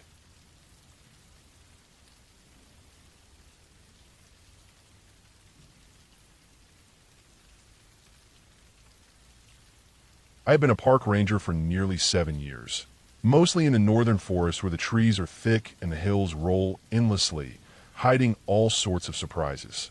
I was used to long, quiet days, hiking trails, checking on campsites, responding to lost hikers, and sometimes dealing with wildlife. But nothing had ever felt quite like the day I found myself alone on the north ridge of Black Hollow, a section of the park that was rarely visited. It was early October, the kind of morning when the air is crisp, but the sun warms your back just enough to make it comfortable for a long hike. I had parked at the old ranger station near the trailhead and loaded my pack with the usual essentials. First aid kit, extra water, a flashlight, a compass, maps, and my binoculars. The plan was to check some boundary markers and inspect a small creek that had been reported as clogged with fallen debris. The forest was dense, and the trail was mostly unmaintained, overgrown in spots with brambles that tore my jacket and scratched my hands. The hike started normally. Birds were calling, leaves rustled underfoot, and the smell of wet earth was strong after a week of light rain. I followed the trail up to a small ridge and paused to look out over a valley. The trees stretched for miles, orange and red from the changing season, and for a moment, I felt the familiar peace that comes with being out here alone. About 3 hours into the hike, I left the main trail to follow a small creek that twisted through the forest. The water was shallow, but moved fast over rocks, making a pleasant, constant gurgling sound. I had just started checking the bank for debris when I noticed something that immediately set my nerves on edge. There were footprints along the soft mud beside the creek, but they weren't from an animal. They were human, and they looked recent, deeply pressed into the soil and slightly wet from the creek splash. At first, I thought maybe a hiker had wandered this area, though it was rare. The tracks were heavy, as if the person was carrying something. My ranger instinct kicked in. I knew that people sometimes got lost in this part of the forest, and occasionally things turned dangerous. I pulled out my radio and checked for signal. Nothing. I was deep in a pocket of hills where the radio rarely worked. I decided to follow the tracks cautiously, keeping to the shadows and moving quietly. The prints led upstream, twisting through the trees and over fallen logs. After a while, I noticed that the tracks were becoming erratic, sometimes doubling back, sometimes fading into the thick brush.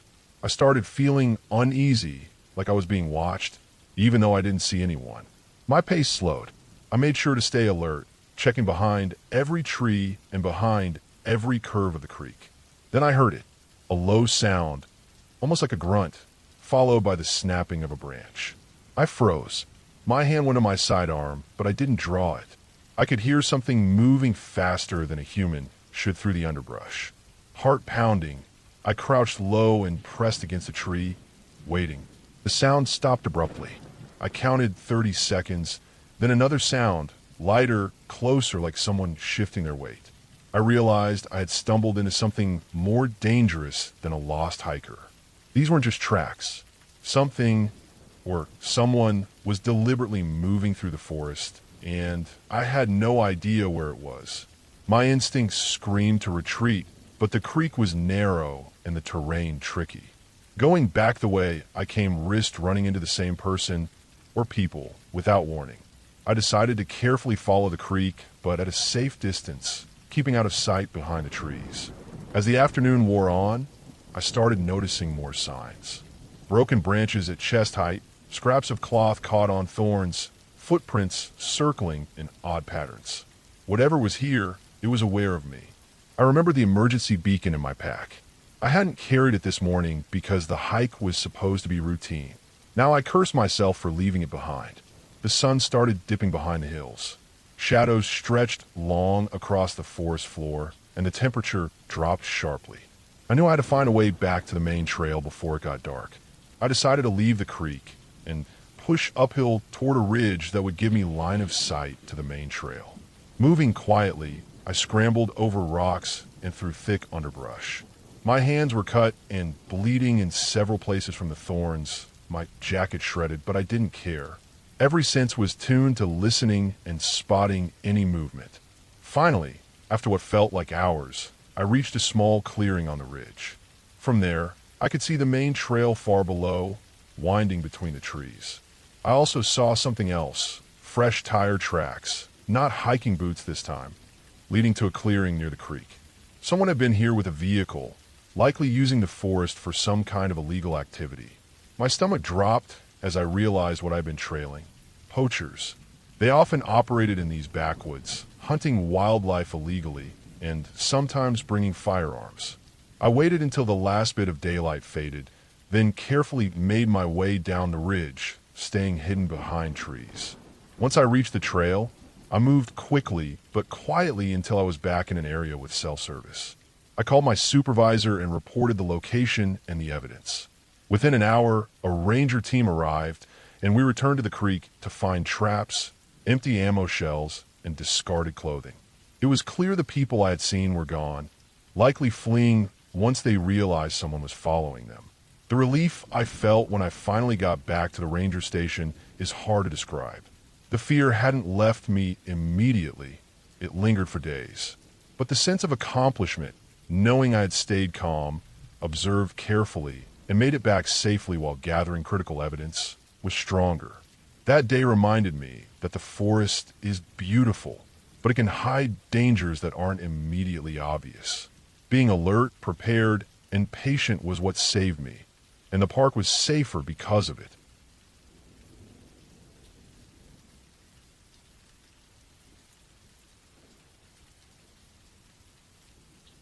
I had been a park ranger for over 6 years by the time this happened. It was the kind of place people usually only visited in summer.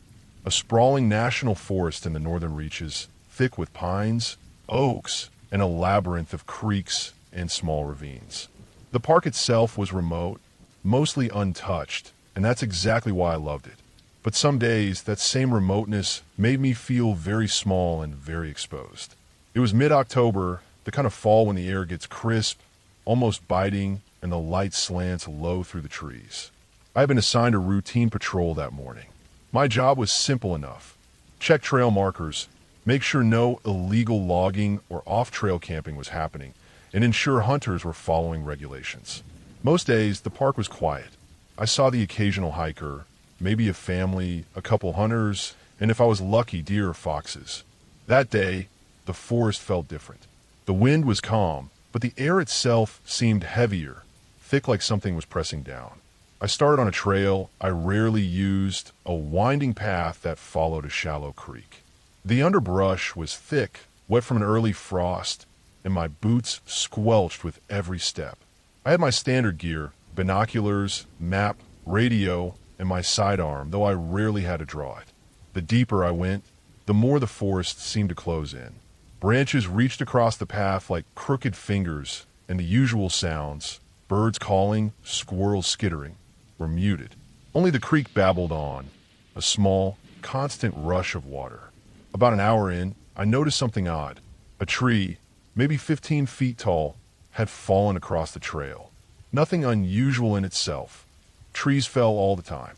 But as I walked closer, I saw strange markings on the bark. There were deep scratches, not from an animal, and definitely not from logging equipment. They spiraled and crossed in irregular patterns, jagged, sharp, and fresh. I crouched and examined the ground around it. Footprints. Not human, not quite. They were elongated, deeper in the heel than normal, and the toes, or what I thought were toes, were uneven. I snapped a few photos with my phone and radioed in a report, marking my location. I decided to take a detour off the trail to circle around the fallen tree. The underbrush grew denser, and I had to push branches aside, my gloves snagging on hidden thorns. The creek widened, shallow pools forming in pockets. I noticed the water was murky, stirred up like something large had passed through recently. My stomach tightened. Something was in this area that did not belong. The sky started dimming faster than I expected. The sun was low, but it felt like night was coming early. I checked my watch, barely 4 in the afternoon. That alone made my nerves fray. I kept moving, trying to maintain calm, thinking maybe I was overreacting. Then I heard it, a snap of a branch far too deliberate to be random. I froze. My eyes scanned the trees. Nothing. Another snap, closer this time, deliberate, like someone or something was stepping carefully but not naturally. I gripped my flashlight and sidearm, my heart hammering. I moved slowly, taking a wider arc around the creek. That's when I saw it, a shadow moving between the trees, not running, not like a deer, but sliding almost.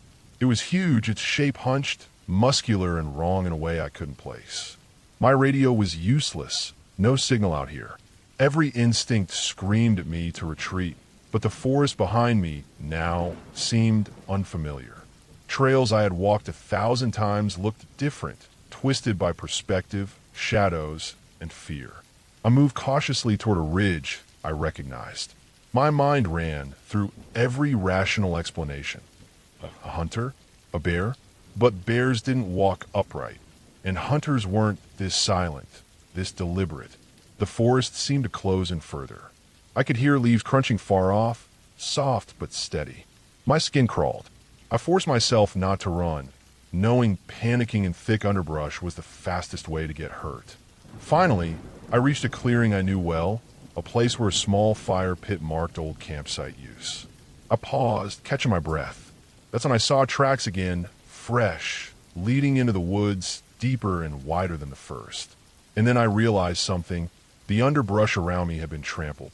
Not just trampled, but flattened in a way that suggested passage of a large, powerful creature, maybe multiple. And the marks went all around me, forming a rough circle. I stayed still for what felt like hours, but was probably only minutes. The wind picked up, shaking the trees, and then silence fell.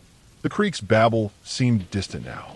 My mind screamed that I had to leave, but the forest had turned labyrinthine. Using my map and compass, I slowly worked my way toward the ranger station, never taking the same path twice, moving as quietly as possible, glancing constantly over my shoulder. Every shadow, every flicker of movement in the trees made my pulse spike. Hours later, Night had fully fallen, and I finally broke out of the dense forest near a service road. I ran the last mile, flashlight bouncing, adrenaline carrying me like a freight train. When I reached the station, I locked the doors and reported everything to my supervisor. They didn't laugh, but they suggested it might have been a bear or a large elk displaced by hunting season. I knew it hadn't been. We went back with a small team the next morning. The marks, the footprints, the trampled underbrush were gone. It was like the forest had swallowed them whole. Nothing remained to prove what I had seen, nothing to validate the terror. But I knew I would never patrol that trail alone again. The memory of that hunched, silent shadow and the feeling of being circled by something enormous and patient stayed with me.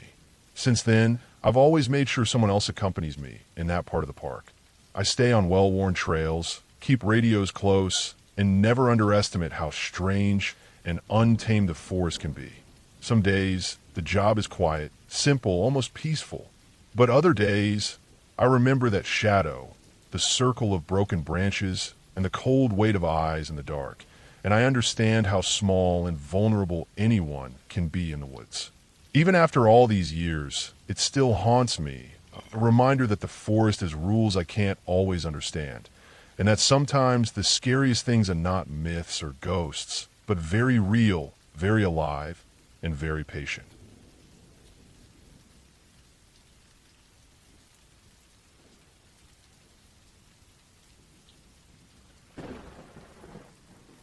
I was alone on my usual patrol deep in the northern section of the forest, miles from the main ranger station. The early morning fog hung low over the ground, thick and damp, making the towering pines look like silent sentinels. My boots sank slightly into the soft soil as I walked along the trail, the faint crunch of leaves underfoot the only sound besides the distant call of a crow. It was the kind of morning where everything feels untouched, peaceful, almost sacred, but I've learned that the forest has a way of flipping that sense of peace into something far darker if you aren't careful.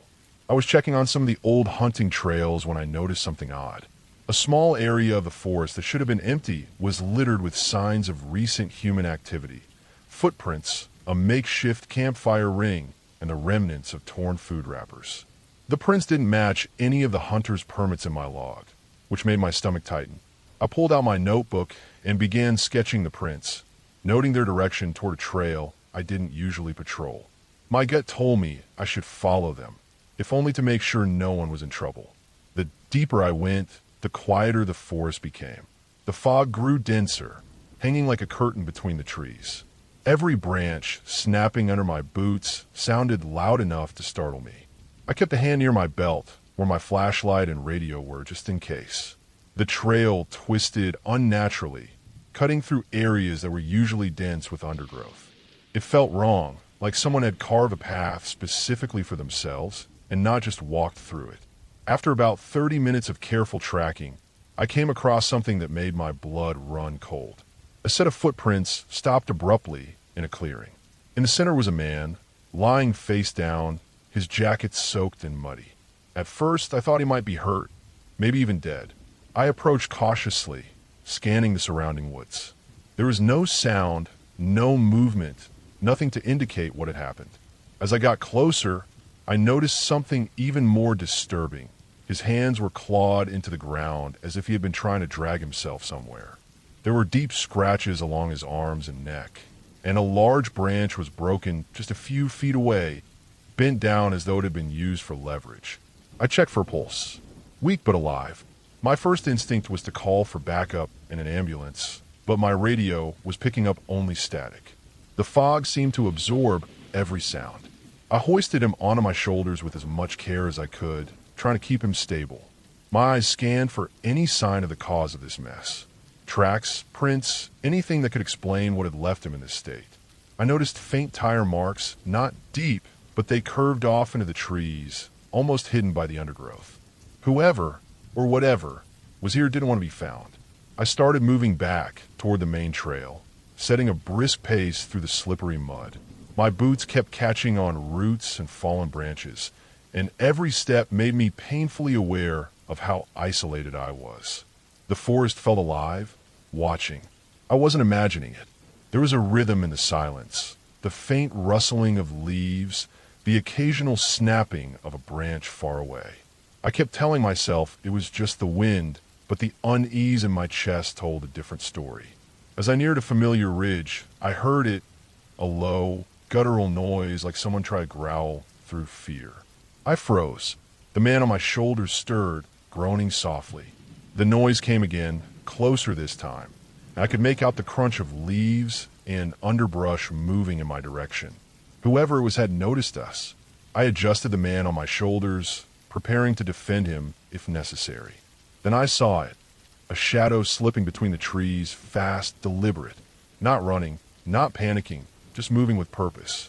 My flashlight cut through the fog for a brief moment, revealing a figure hunched over, large and muscular, wearing a dark hoodie and boots. It stopped when it saw me, then ducked behind a tree. I realized it wasn't supernatural, just another human. But the way it had hunted this man, the care it had taken to stay hidden, it was dangerous. My pulse pounded in my ears as I kept moving, not daring to turn around. By the time I made it to the main trail, my legs were burning, my hands raw from gripping the man. I finally caught a weak radio signal and called for help. Within 15 minutes, I heard sirens in the distance. Backup rangers arrived, and the man was taken to the hospital. He survived, though he was badly injured and traumatized. They later told me that the shadow in the woods was part of a group illegally hunting in restricted areas, known for ambushing hikers and hunters. I returned to that clearing days later, alone, just to look. The mud had dried, the footprints were gone, and the forest seemed calm again, almost peaceful, almost like nothing had happened. But I knew better. I knew that even in the quietest forests, danger can hide, patient and silent, waiting for the right moment. And I had learned that sometimes being a park ranger isn't just about protecting the forest, it's about surviving the humans within it. By the end of that season, I had tightened patrols in that area, installed additional signage, and mapped every unofficial trail. The forest returned to its usual rhythm, and though the memory of that day never left me, it became a reminder. The real horror in the woods doesn't come from shadows or myths. It comes from people and the choices they make when no one is watching.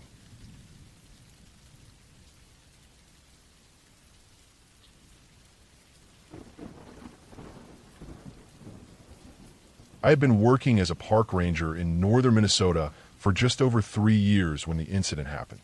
The park I was assigned to was massive, sprawling over tens of thousands of acres of dense forest, marshlands, and steep ridges. It was beautiful, sure, but it was also the kind of place where you could disappear without a trace if you weren't careful. Most of the time, my shifts were routine, checking trails, monitoring wildlife, responding to minor injuries, and keeping the backcountry areas safe. But one late September afternoon changed my perspective entirely. I had been patrolling the eastern edge of the park, an area known for its rugged hills and thick underbrush. The trees were starting to turn gold and red, and the air carried that crisp, dry smell that makes fall so sharp. I had hiked about 5 miles in that part of the park that day, marking trail intersections, checking for fallen trees, and ensuring the trail signs were still visible. Around 3 p.m., I reached a small clearing near a stream that ran through the valley. It was a quiet place, almost too quiet. I often stopped there to rest and drink water before continuing deeper into the woods. On this day, the stillness felt heavier than usual, like the forest was holding its breath.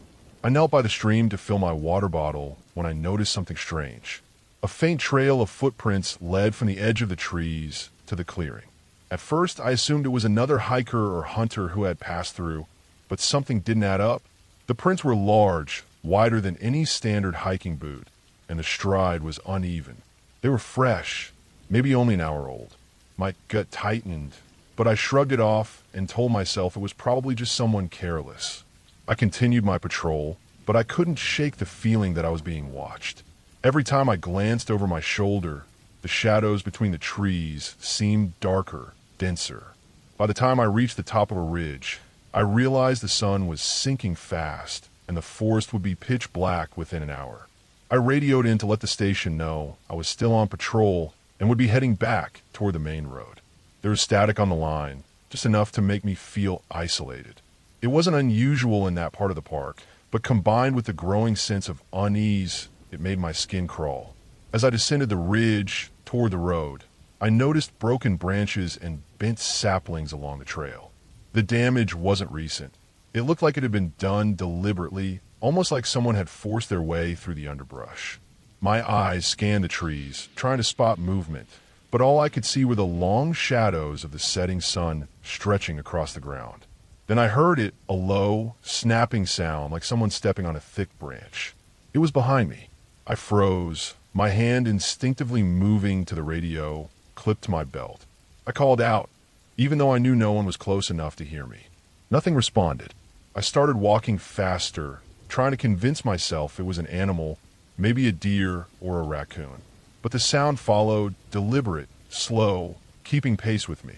Panic started to creep in. I reached a narrow ravine where the trail dipped sharply, forcing me to slow down. I could hear heavy breathing now, faint but unmistakable. My training told me to stay calm, but my heart was pounding like a drum. I turned slightly to get a better view, and that's when I saw him, or it, a man, hunched and moving through the trees, clothes torn, eyes wide and unblinking. He didn't call out or make sound, just kept moving parallel to me, always keeping me in his line of sight. I estimated he was at least 50 yards away, but there was no doubt he was following me. My first thought was that he might be injured or lost, but the intensity in his eyes told a different story. He was dangerous. I remember the emergency flare in my pack. I reached for it, fumbled to open it, and lit it. The bright flare flared up, illuminating the area around me.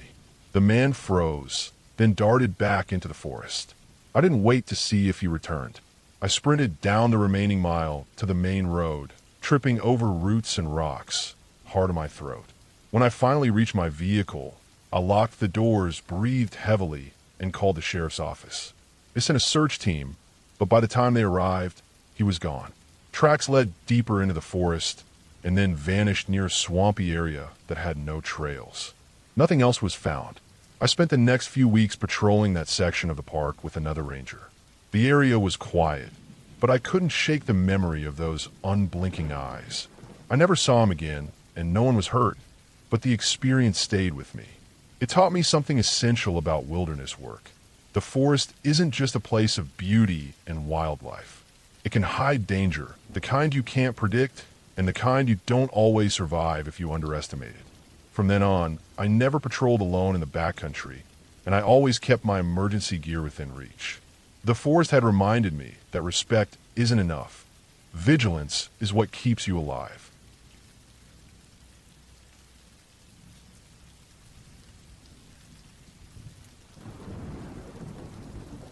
I was alone on my usual patrol deep in the northern section of the forest, miles from the main ranger station. The early morning fog hung low over the ground, thick and damp, making the towering pines look like silent sentinels. My boots sank slightly into the soft soil as I walked along the trail, the faint crunch of leaves underfoot the only sound besides the distant call of a crow. It was the kind of morning where everything feels untouched, peaceful, almost sacred, but I've learned that the forest has a way of flipping that sense of peace into something far darker if you aren't careful. I was checking on some of the old hunting trails when I noticed something odd.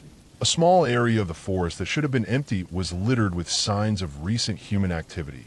Footprints, a makeshift campfire ring, and the remnants of torn food wrappers. The prints didn't match any of the hunter's permits in my log, which made my stomach tighten. I pulled out my notebook and began sketching the prints, noting their direction toward a trail I didn't usually patrol. My gut told me I should follow them, if only to make sure no one was in trouble. The deeper I went, the quieter the forest became. The fog grew denser, hanging like a curtain between the trees. Every branch, snapping under my boots, sounded loud enough to startle me. I kept a hand near my belt where my flashlight and radio were, just in case. The trail twisted unnaturally, cutting through areas that were usually dense with undergrowth. It felt wrong, like someone had carved a path specifically for themselves and not just walked through it. After about 30 minutes of careful tracking, I came across something that made my blood run cold. A set of footprints stopped abruptly in a clearing. In the center was a man, lying face down, his jacket soaked and muddy. At first, I thought he might be hurt, maybe even dead. I approached cautiously, scanning the surrounding woods. There was no sound, no movement, nothing to indicate what had happened. As I got closer, I noticed something even more disturbing. His hands were clawed into the ground as if he had been trying to drag himself somewhere. There were deep scratches along his arms and neck, and a large branch was broken just a few feet away, bent down as though it had been used for leverage. I checked for a pulse. Weak but alive. My first instinct was to call for backup and an ambulance, but my radio was picking up only static. The fog seemed to absorb every sound. I hoisted him onto my shoulders with as much care as I could, try to keep him stable. My eyes scanned for any sign of the cause of this mess. Tracks, prints, anything that could explain what had left him in this state. I noticed faint tire marks, not deep, but they curved off into the trees, almost hidden by the undergrowth. Whoever, or whatever, was here didn't want to be found. I started moving back toward the main trail, setting a brisk pace through the slippery mud. My boots kept catching on roots and fallen branches, and every step made me painfully aware of how isolated I was. The forest felt alive, watching. I wasn't imagining it. There was a rhythm in the silence, the faint rustling of leaves, the occasional snapping of a branch far away. I kept telling myself it was just the wind, but the unease in my chest told a different story. As I neared a familiar ridge, I heard it, a low, guttural noise like someone trying to growl through fear. I froze. The man on my shoulders stirred, groaning softly. The noise came again, closer this time, and I could make out the crunch of leaves and underbrush moving in my direction. Whoever it was had noticed us. I adjusted the man on my shoulders, preparing to defend him if necessary. Then I saw it, a shadow slipping between the trees, fast, deliberate, not running, not panicking, just moving with purpose. My flashlight cut through the fog for a brief moment, revealing a figure hunched over, large and muscular, wearing a dark hoodie and boots. It stopped when it saw me, then ducked behind a tree. I realized it wasn't supernatural, just another human. But the way it had hunted this man, the care it had taken to stay hidden, it was dangerous. My pulse pounded in my ears as I kept moving, not daring to turn around. By the time I made it to the main trail, my legs were burning, my hands raw from gripping the man.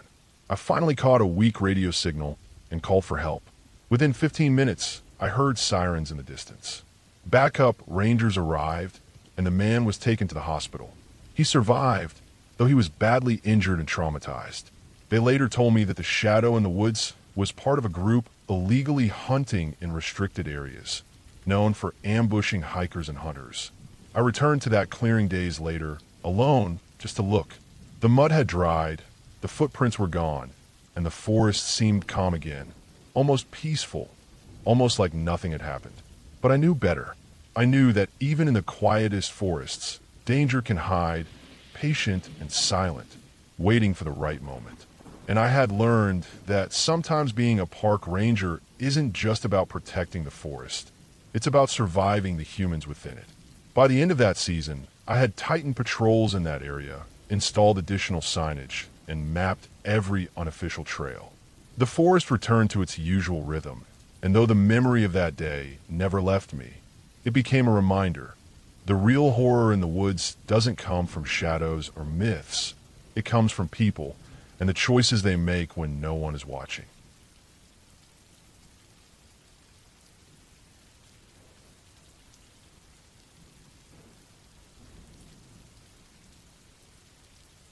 I remember that morning like it was yesterday, though it was years ago. The sun was just starting to peek over the eastern ridge, painting the trees with a dull orange light, and the forest smelled damp, like it had held its breath all night. I had been on the job as a park ranger for a few years by then, mostly routine patrols, hiking trails, checking campsites, and making sure no one wandered off the marked paths. But that day, everything felt different from the first step out of my cabin. There was a heaviness in the air, almost like the forest itself was waiting for something. I drove my truck along the gravel road that wound between the hills, the tires crunching over small rocks. Fog had settled in pockets along the road, curling between the tree trunks and making the shadows stretch and twist. It was late October, and the leaves were a mix of burnt orange and deep red. Normally, this time of year brought a lot of hikers, but the trails were empty, silent, except for the occasional caw of a crow or the distant knock of a woodpecker. I parked near a trailhead I had been assigned to check that day.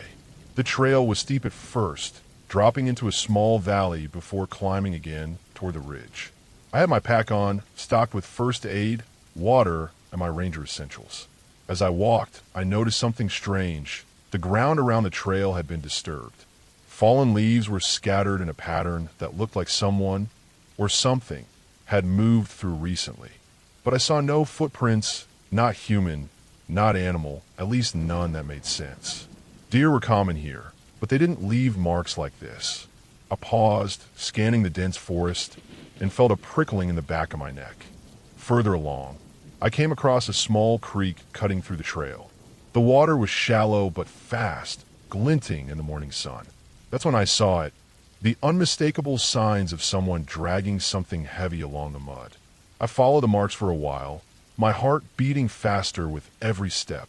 The marks led into a denser section of forest where the trees were closer together and the light barely reached the ground. I thought about calling for backup, but my radio had a weak signal here. I cursed silently and decided to keep going. After 20 minutes of following the trail, I noticed something else, something far more unsettling. A makeshift shelter had been set up between two large oaks. Branches were leaned together haphazardly, and leaves were piled over it like it was meant to hide something. My stomach sank. I had seen campers make rudimentary shelters before, but this didn't look normal. There were scraps of cloth and what looked like pieces of torn backpacks scattered around. And then I saw the footprints, barefoot, deep impressions, some as small as a child's, others much larger. I knew I wasn't dealing with normal campers. Whoever had been here had left in a hurry or been chased. I circled the area carefully, staying alert for sounds. That's when I heard it, a low, rhythmic thud like someone pounding something into the ground, coming from further down the slope. I froze, listening. The sound stopped as soon as I caught it, then started again a few seconds later. Heart pounding, I moved closer, using the trees as cover. Through the brush, I could see a small clearing. There, a figure was hunched over a shallow hole, hammering something metal into the dirt. The sunlight caught it, a hatchet, rusted and small. My instincts told me to retreat, but my duty wouldn't let me. I raised my voice, calling out, but the figure didn't move. That's when I realized the figure wasn't human. It was too thin, too fast, movements jerky and unnatural, almost as if it had been starving or injured. My mind raced. Could have been a wild animal. No animal I knew moved like that. I backed away slowly, my eyes never leaving it. Once I was a safe distance, I radioed in the situation. A team was dispatched, but by the time they arrived, the clearing was empty. No footprints, no shelter, no sign of what I had just seen. The only evidence left was the hole, which contained a rusted hatchet embedded in the soil and faint drag marks leading deeper into the forest.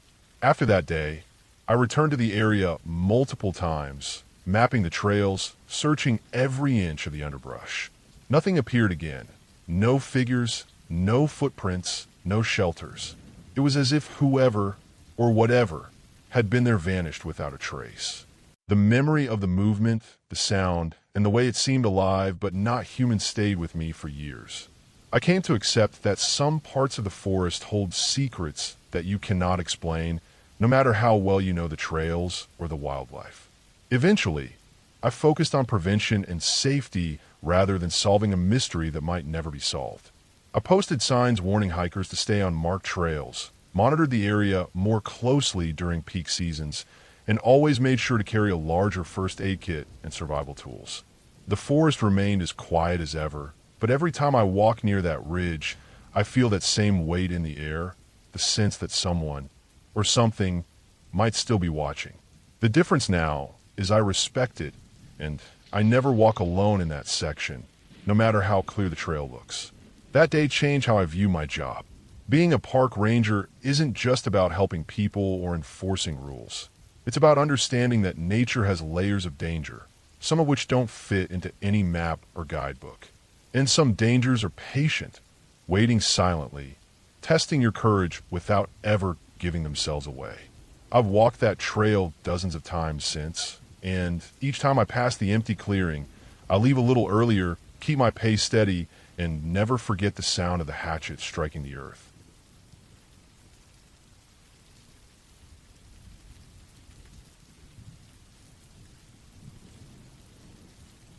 I was on patrol deep in the forest that morning, my boots crunching over the frost-hardened leaves, the early sun barely breaking through the thick canopy.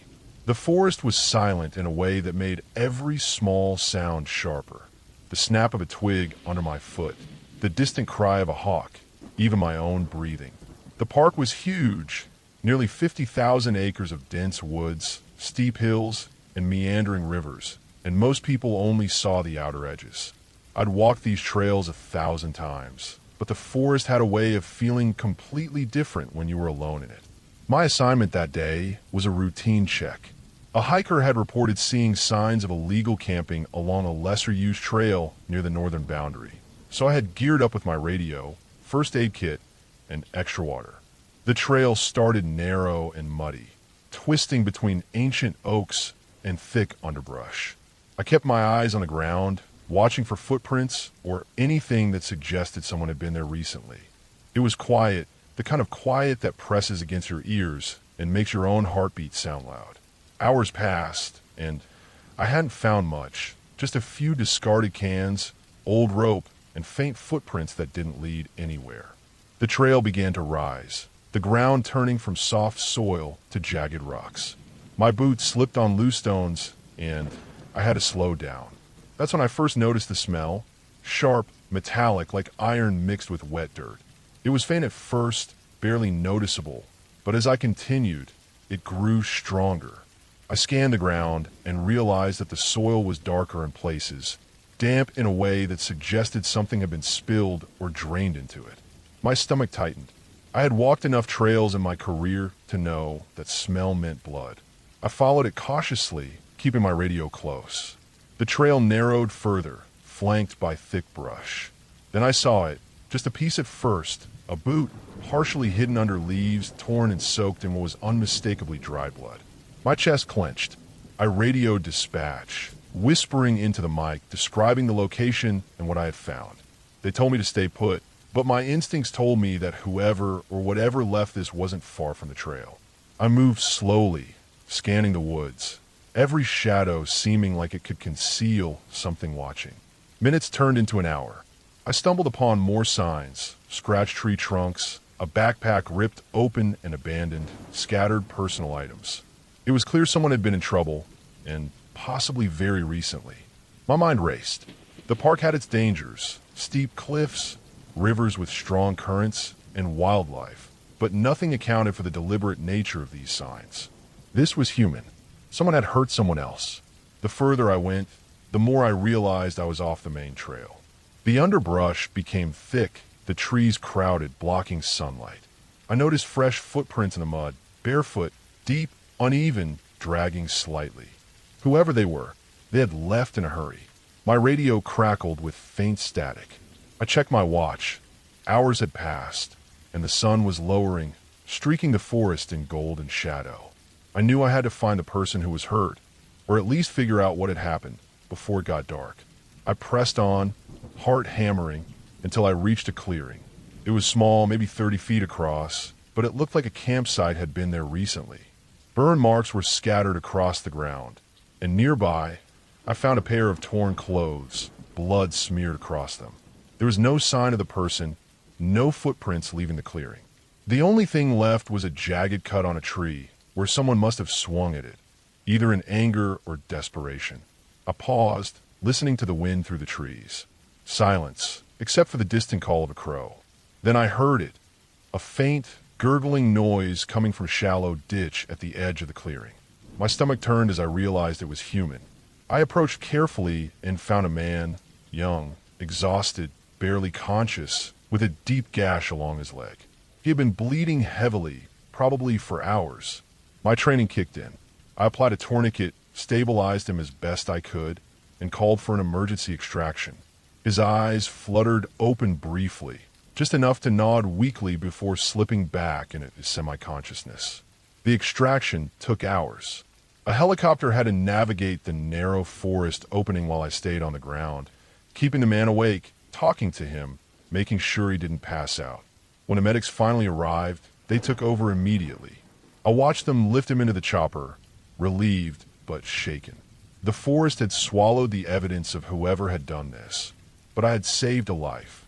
By the time I walked back to my ranger station, night had fully fallen. The forest was quiet again, but the smell of damp earth lingered in my clothes.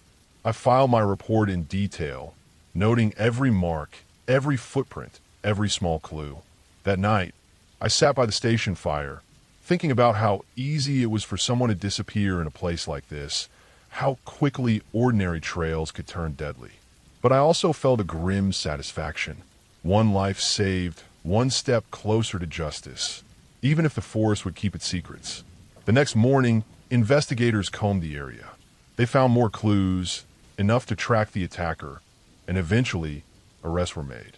The forest stayed as silent and indifferent as ever, but for me, it was no longer just trees and trails. It was a place that demanded respect, caution, and vigilance. And I knew, as long as I was a ranger, I would be the one walking those trails, watching, listening, and ready for whatever came next. Word count, 895.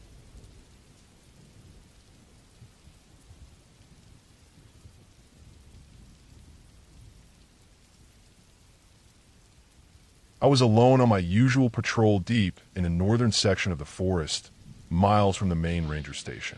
The early morning fog hung low over the ground, thick and damp, making the towering pines look like silent sentinels. My boots sank slightly into the soft soil as I walked along the trail, the faint crunch of leaves underfoot the only sound besides the distant call of a crow. It was the kind of morning where everything feels untouched, peaceful, almost sacred, but I've learned that the forest has a way of flipping that sense of peace into something far darker if you aren't careful. I was checking on some of the old hunting trails when I noticed something odd. A small area of the forest that should have been empty was littered with signs of recent human activity. Footprints, a makeshift campfire ring, and the remnants of torn food wrappers. The prints didn't match any of the hunter's permits in my log, which made my stomach tighten. I pulled out my notebook and began sketching the prints, noting their direction toward a trail I didn't usually patrol. My gut told me I should follow them, if only to make sure no one was in trouble. The deeper I went, the quieter the forest became. The fog grew denser, hanging like a curtain between the trees. Every branch, snapping under my boots, sounded loud enough to startle me. I kept a hand near my belt where my flashlight and radio were, just in case. The trail twisted unnaturally, cutting through areas that were usually dense with undergrowth. It felt wrong, like someone had carved a path specifically for themselves and not just walked through it. After about 30 minutes of careful tracking, I came across something that made my blood run cold. A set of footprints stopped abruptly in a clearing. In the center was a man, lying face down, his jacket soaked and muddy. At first, I thought he might be hurt, maybe even dead. I approached cautiously, scanning the surrounding woods. There was no sound, no movement, nothing to indicate what had happened. As I got closer, I noticed something even more disturbing. His hands were clawed into the ground as if he had been trying to drag himself somewhere. There were deep scratches along his arms and neck, and a large branch was broken just a few feet away, bent down as though it had been used for leverage. I checked for a pulse. Weak but alive. My first instinct was to call for backup and an ambulance, but my radio was picking up only static. The fog seemed to absorb every sound. I hoisted him onto my shoulders with as much care as I could, trying to keep him stable. My eyes scanned for any sign of the cause of this mess. Tracks, prints, anything that could explain what had left him in this state. I noticed faint tire marks, not deep, but they curved off into the trees, almost hidden by the undergrowth. Whoever, or whatever, was here didn't want to be found. I started moving back toward the main trail, setting a brisk pace through the slippery mud. My boots kept catching on roots and fallen branches, and every step made me painfully aware of how isolated I was. The forest felt alive, watching. I wasn't imagining it. There was a rhythm in the silence, the faint rustling of leaves, the occasional snapping of a branch far away. I kept telling myself it was just the wind, but the unease in my chest told a different story. As I neared a familiar ridge, I heard it, a low, guttural noise like someone trying to growl through fear. I froze. The man on my shoulders stirred, groaning softly. The noise came again, closer this time, and I could make out the crunch of leaves and underbrush moving in my direction. Whoever it was had noticed us. I adjusted the man on my shoulders, preparing to defend him if necessary. Then I saw it, a shadow slipping between the trees, fast, deliberate, not running, not panicking, just moving with purpose. My flashlight cut through the fog for a brief moment, revealing a figure hunched over, large and muscular, wearing a dark hoodie and boots. It stopped when it saw me, then ducked behind a tree. I realized it wasn't supernatural, just another human. But the way it had hunted this man, the care it had taken to stay hidden, it was dangerous. My pulse pounded in my ears as I kept moving, not daring to turn around. By the time I made it to the main trail, my legs were burning, my hands raw from gripping the man. I finally caught a weak radio signal and called for help. Within 15 minutes, I heard sirens in the distance. Backup rangers arrived, and the man was taken to the hospital. He survived, though he was badly injured and traumatized. They later told me that the shadow in the woods was part of a group illegally hunting in restricted areas, known for ambushing hikers and hunters. I returned to that clearing days later, alone, just to look. The mud had dried, the footprints were gone, and the forest seemed calm again, almost peaceful, almost like nothing had happened. But I knew better. I knew that even in the quietest forests, danger can hide, patient and silent, waiting for the right moment. And I had learned that sometimes being a park ranger isn't just about protecting the forest, it's about surviving the humans within it. By the end of that season, I had tightened patrols in that area, installed additional signage, and mapped every unofficial trail. The forest returned to its usual rhythm, and though the memory of that day never left me, it became a reminder. The real horror in the woods doesn't come from shadows or myths. It comes from people and the choices they make when no one is watching.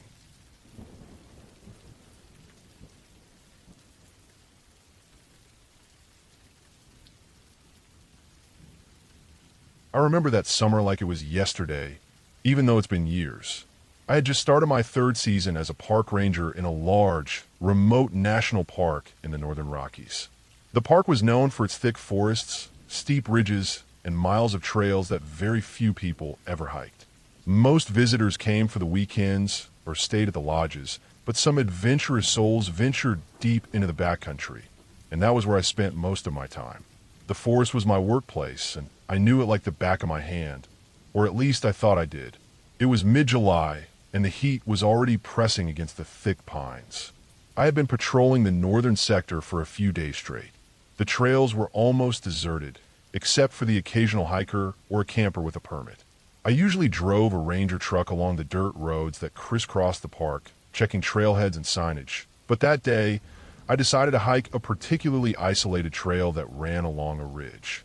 It was labeled moderate on the maps, but anyone who'd hiked it before would know it was more dangerous than it sounded. The trail was narrow, lined with loose rocks and roots, and steep drops pressed against the sides in several sections. I started my hike just after sunrise. The forest smelled damp and earthy, and sunlight barely pierced through the dense canopy. Birds chirped intermittently, and every so often I would catch the rustle of squirrels or deer moving deeper into the woods. My pack was loaded with the usual ranger gear: first aid kit, radio, water, some granola bars, a flashlight, and a small multi-tool. My rifle stayed slung over my shoulder, more as a precaution against bears than anything else. I kept my boots steady on the uneven ground, alert for any sign of trouble. Around mid-morning, I reached a section of the trail that cut along a steep ridge. One misstep here would send someone tumbling down 100 feet into a creek below. I was moving carefully, my eyes scanning the terrain. That's when I noticed something unusual: footprints. Not deer or bear prints, but human prints, fresh, heading the opposite direction I was going. My stomach tightened. People did hike here, but rarely this far in, and never without telling the park office. I noted the prints, their size, and the way the dirt was pressed down, almost like the person had been running. As I continued along the trail, I felt an unsettling sensation that someone or something was following me. Every now and then, I would hear a twig snap or the faint scuff of boots behind me, but when I turned around, nothing was there. The forest seemed thicker here, the trees leaning in as if to watch me. The sound of my own breathing and the rhythm of my boots on the dirt felt unnaturally loud. My mind started replaying every safety briefing we'd ever had about lost hikers, but this felt different. There was an intensity to it, like someone had been watching me for hours. About an hour later, I came to a clearing near a small creek. The sunlight hit the water in patches, and I could see fish swimming beneath the surface. I decided to take a short break, kneeling to drink some water and check my radio. That's when I noticed something that made my blood run cold. A small campsite had been set up not far from the creek. The fire pit was smoldering, and there were a few empty cans and a torn backpack. It was freshly abandoned, and the prints around it were scattered, like whoever had been there had left in a hurry. I felt a knot in my stomach. As a ranger, I had dealt with lost hikers and minor injuries, but this was different. Someone had been here recently, and something about the scene didn't feel accidental. My eyes scanned the forest edges, and I noticed the footprints leading into the dense trees, deeper than any trail went. My instincts screamed to leave, but I knew I had to report this. I backtracked a little, trying to maintain a safe distance while marking the location on my GPS. That's when I heard it, a distant scream, muffled but distinct. It wasn't animalistic. It was human, sharp, and terrified. My heart leapt. I checked my radio. No signal. I couldn't call for backup. The scream echoed again, closer this time, but it didn't sound like it came from the creek. It was coming from the ridge above me. My mind raced. I knew the area well enough to realize the ridge was treacherous, with sheer drops on both sides. Anyone trying to get down quickly could easily fall. I debated whether to climb up or descend to the lower trail. I chose the safer route, descending carefully, trying to stay out of sight. By late afternoon, I finally reached a point where I could see a road in the distance. My pack felt heavier than ever, my legs trembling from the hike and the adrenaline. I called in my location as soon as I had signal and reported the campsite and the footprints. Rangers were dispatched immediately, and we started searching the area thoroughly. Helicopters flew overhead, combing the ridges and valleys, but no one was found. Later, I learned that the campsite belonged to someone reported missing earlier in the week, a hiker who had vanished without a trace. The rest of the day, I stayed near the road, shaking off the panic but feeling the forest weight on my back. I never saw another footprint or trace of anyone else that day, but the images of that campsite and the screams stayed with me for weeks. The search continued for days, and though we found some personal items, the hiker was never located. In the end, I realized that the park, as beautiful and serene as it seemed, could be brutally unforgiving. The forest hides its dangers well, and even someone like me, who knew it inside and out, could easily be caught off guard. I learned to respect the silence, the footprints, the subtle signs that something was off. That summer left a mark on me. It taught me that being a park ranger isn't just about managing trails or helping lost hikers. It's about understanding that out here, the wild doesn't care about human rules, and sometimes the scariest part is knowing that someone, somewhere could disappear without a trace, and there's nothing you can do to stop it. By the time the sun set over the mountains that evening, I was exhausted but alive. I left the backcountry the way I always do, carefully, slowly, and never underestimating it again.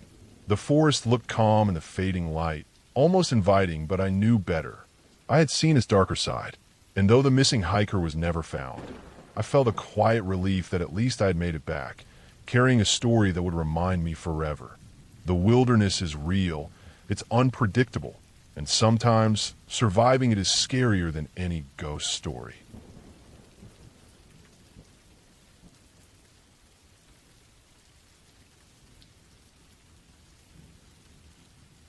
I had been working as a park ranger for a few years by the time this happened, mostly patrolling the backcountry trails of a large forest in the northern Midwest. It was early October, and the leaves were turning a deep, fiery red and orange. The kind of beauty that makes people think nature is safe, calm, and harmless. I had learned long ago that beauty can be deceiving. The day started normal enough. I was assigned to solo patrol along a section of trail that stretched for nearly 10 miles through steep hills and dense forest. This trail wasn't heavily used, which made it perfect for wildlife, but also risky for people who got lost. I parked my truck at the trailhead, double-checked my pack, radio, first aid kit, water, flashlight, knife, and a map, and started hiking. The forest was quiet, the kind of quiet that makes your own breathing sound loud. Birds chirped sparsely, and every now and then a woodpecker's knock echoed off the hills. About 3 miles in, I noticed something strange. There was a trail marker that should have been firmly in place, but it had been knocked over. At first, I thought it might have been animals, maybe a deer or bear brushing against it. But the marker had been ripped out of the ground, not knocked down. The dirt around it was disturbed, and I could see heavy footprints, about the size of a man's boot, pressed into the soft soil. They weren't human.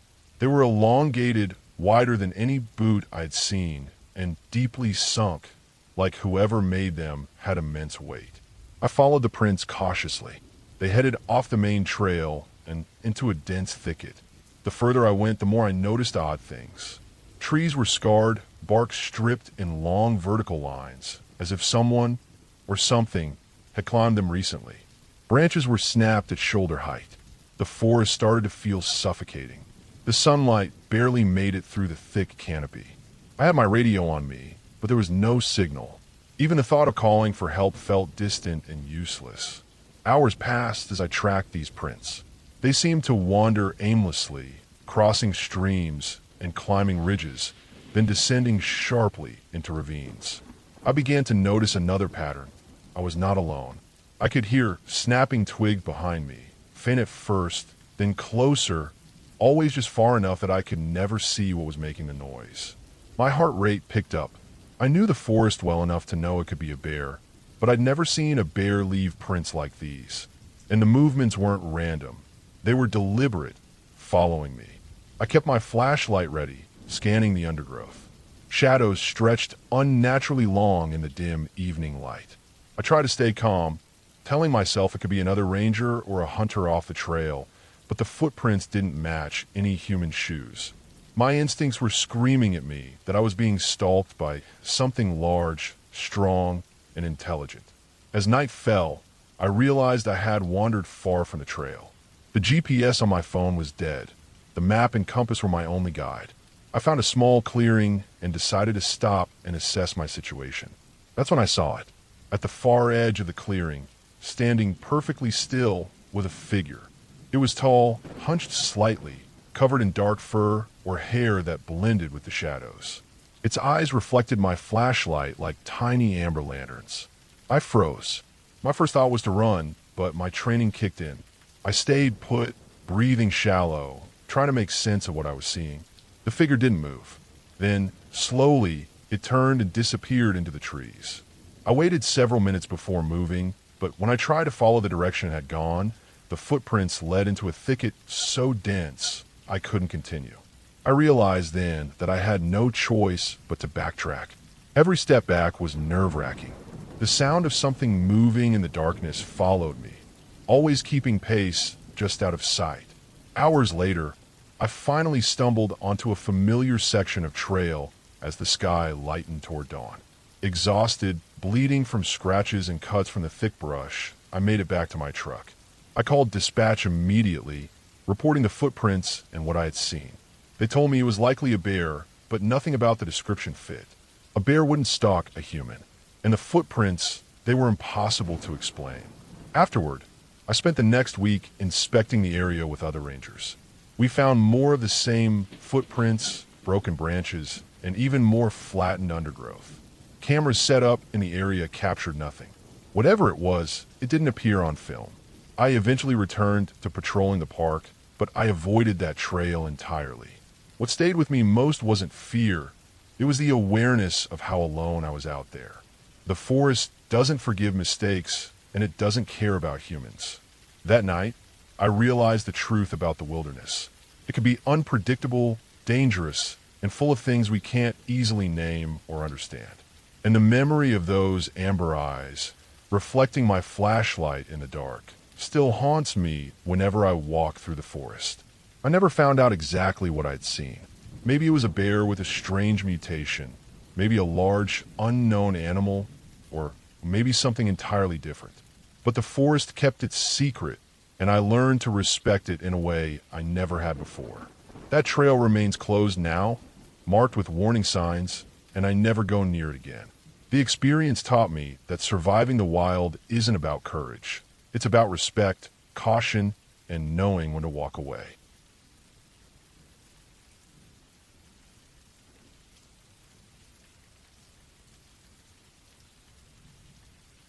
I have been a park ranger for nearly 6 years, mostly in the remote forests of northern Minnesota. Most days were routine, checking trail conditions, marking down wildlife sightings, patrolling campsites, and making sure the occasional careless hiker didn't get into serious trouble. The forest could be beautiful, even peaceful, but it had a way of reminding you that it was wild and completely indifferent to humans. I had learned that lesson the hard way, but nothing in my experience could have prepared me for the incident that happened that late October. It started on a Thursday morning. The air was already crisp when I left the ranger station, the kind of cold that seeped into your bones. Fog had settled over the forest floor, hugging the ground and winding between the trees like smoke. The leaves were all shades of orange and brown, and the low sun made the mist look almost golden in some spots. My first task of the day was a routine patrol on the eastern trails, where a couple of backcountry campsites had been reporting minor issues. Trash left behind, some fire rings not properly extinguished. I had my truck loaded with supplies, a first aid kit, a handheld radio, extra water, a thermos with coffee, and the usual assortment of maps and paperwork. The first few hours passed as expected. I stopped at a couple of campsites, making notes, picking up debris, checking for fire hazards. The forest was quiet, the way it usually was in the early hours. I could hear birds, the occasional rustle of a squirrel in the brush, and the wind through the trees. By late morning, the sun had burned some of the fog away, revealing deeper shadows between the trunks. I took a side trail that wasn't often used, mainly because it led to a narrow gorge and a waterfall that was only accessible during the summer when the water levels were lower. This trail was steep, overgrown, and uneven, but I liked it because it gave me a view of parts of the forest most visitors never saw. About 30 minutes in, I noticed something odd. There was a fresh set of footprints on the muddy path. I'm used to seeing tracks, deer, bear, sometimes stray dogs, but these were human. I crouched down to look closer. They were deep, as if whoever made them was carrying a heavy pack. The prints didn't match the boots I'd seen on hikers recently, and they were heading further into the gorge, toward an area I knew could be dangerous if you weren't careful. The trail narrowed here, lined with moss-covered rocks and roots that could easily trip someone. I followed the tracks slowly, my senses on high alert. Something felt off. The footprints were oddly spaced, almost as if the person had been moving cautiously or hesitantly. The forest grew denser, and the sound of the waterfall faded into the background. It was quiet, too quiet. The kind of silence that makes your skin crawl because you know you're being watched, even if you're not. I rounded a bend in the trail and froze. The footprints stopped abruptly. No continuation. I scanned the area. There were rocks and fallen trees, thick underbrush. I called out, "Hello," just out of habit, but there was no response. My gut told me that something wasn't right. I knew the area well, and it wasn't easy to get lost if you stayed on the trail. Whoever left the prints had veered off into the woods deliberately. I decided to backtrack. I radioed the station, mentioning the footprints and my position. They told me to stay put while they dispatched another ranger. That should have been the end of it, but I had a nagging feeling I couldn't ignore. I was about halfway back when I noticed movement, shadows shifting between the trees. Not animals, not deer. The movement was deliberate, and it always stopped when I looked directly at it. I tried to keep calm. My experience as a ranger had taught me how to handle tense situations, but this was different. This wasn't wildlife. I moved faster, keeping my eyes on the shadows, my hand hovering near my radio. My heart was pounding, but I kept my steps deliberate. The trail twisted, roots catching my boots, rocks scraping my hands as I balanced myself on the slope. Then I heard it, a low, guttural sound like something being dragged over rocks. I froze. It wasn't human. Not exactly. I strained my ears, and it came again, closer this time, echoing in the gorge. I picked up my pace, adrenaline surging. My training kicked in. Stay on the trail, stay visible, don't let fear dictate your actions. I reached a small clearing and saw the other ranger approaching from the station. Relief washed over me, but it was short-lived. We both saw at the same time an old campsite hidden off the trail, long abandoned. Everything was tipped over, cooking pots scattered, a torn tent, footprints circling it. Whatever had been here, it had been living rough, moving silently, avoiding contact. We combed the area and followed the disturbed trail back to where it rejoined the main path. It disappeared into the dense forest, too thick for us to continue safely without risking injury. By the time we got back to the station, I was exhausted, cold, and shaken. The footprints were logged. The area was marked as high risk for illegal camping and possible squatting, and we increased patrols for the coming weeks. Weeks later, I found out that a pair of hikers had gone missing in that exact gorge. They had veered off a marked trail and were found days later, dehydrated but alive, camping illegally. No one could explain the footprints or the sounds I had heard, but I had my suspicions. Someone had been living off the forest, moving silently, avoiding contact, surviving on minimal resources. It wasn't supernatural. It was real. And it was terrifying because it reminded me just how wild and unpredictable the woods could be. After that incident, I made it a point never to ignore strange signs in the forest. Every shadow, every sound, every footprint could be a hint of something unseen. But I also learned to respect the boundaries. The forest is bigger than you, older than you, and completely indifferent to your presence. And sometimes the scariest things aren't monsters. They're just other humans, surviving in ways you can't imagine, in the middle of a place where help is days away and danger is around every bend.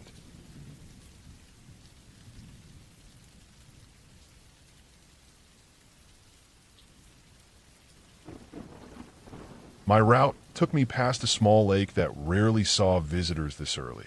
The water was dark and mirrored the low clouds above. I parked the truck by the edge of the lake and stepped out. My boots sank slightly into the mud, and the sound of the trees shifting in the wind was minimal. Too minimal.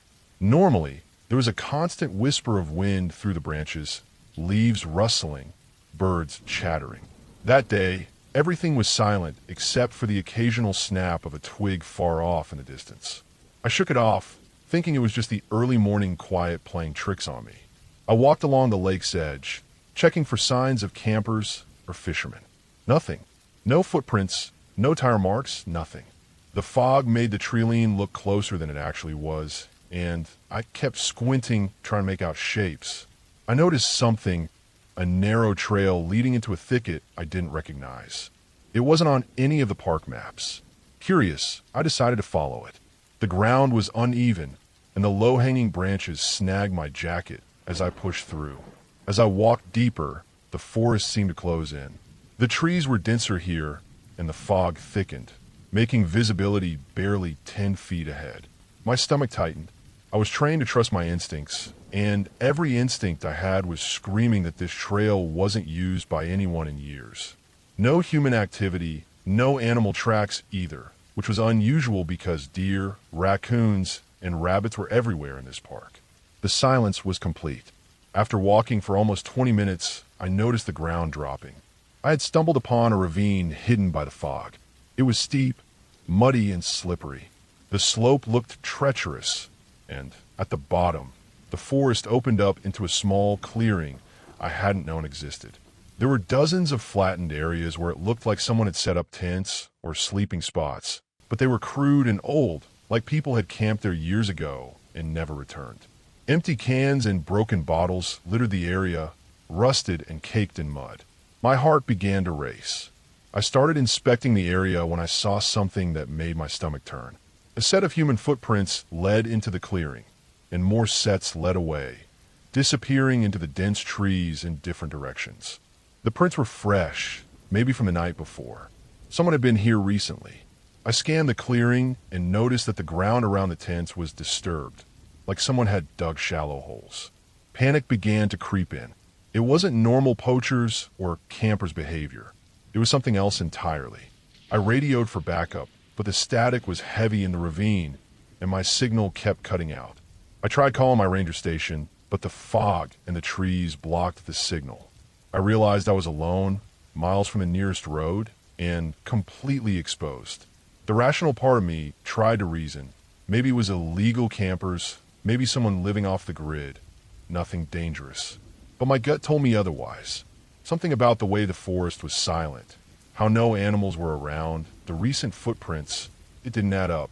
I decided to head back the way I came, but the trail seemed different somehow. The fog had thickened even more, and every tree looked the same.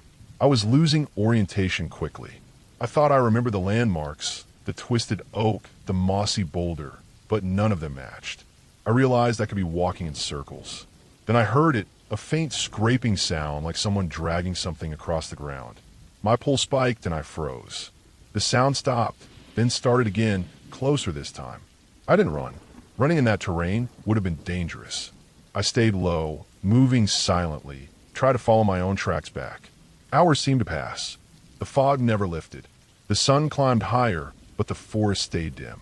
Every time I stopped, I could hear it, soft footsteps behind me, always stopping when I stopped. No breathing, no voices, just movement.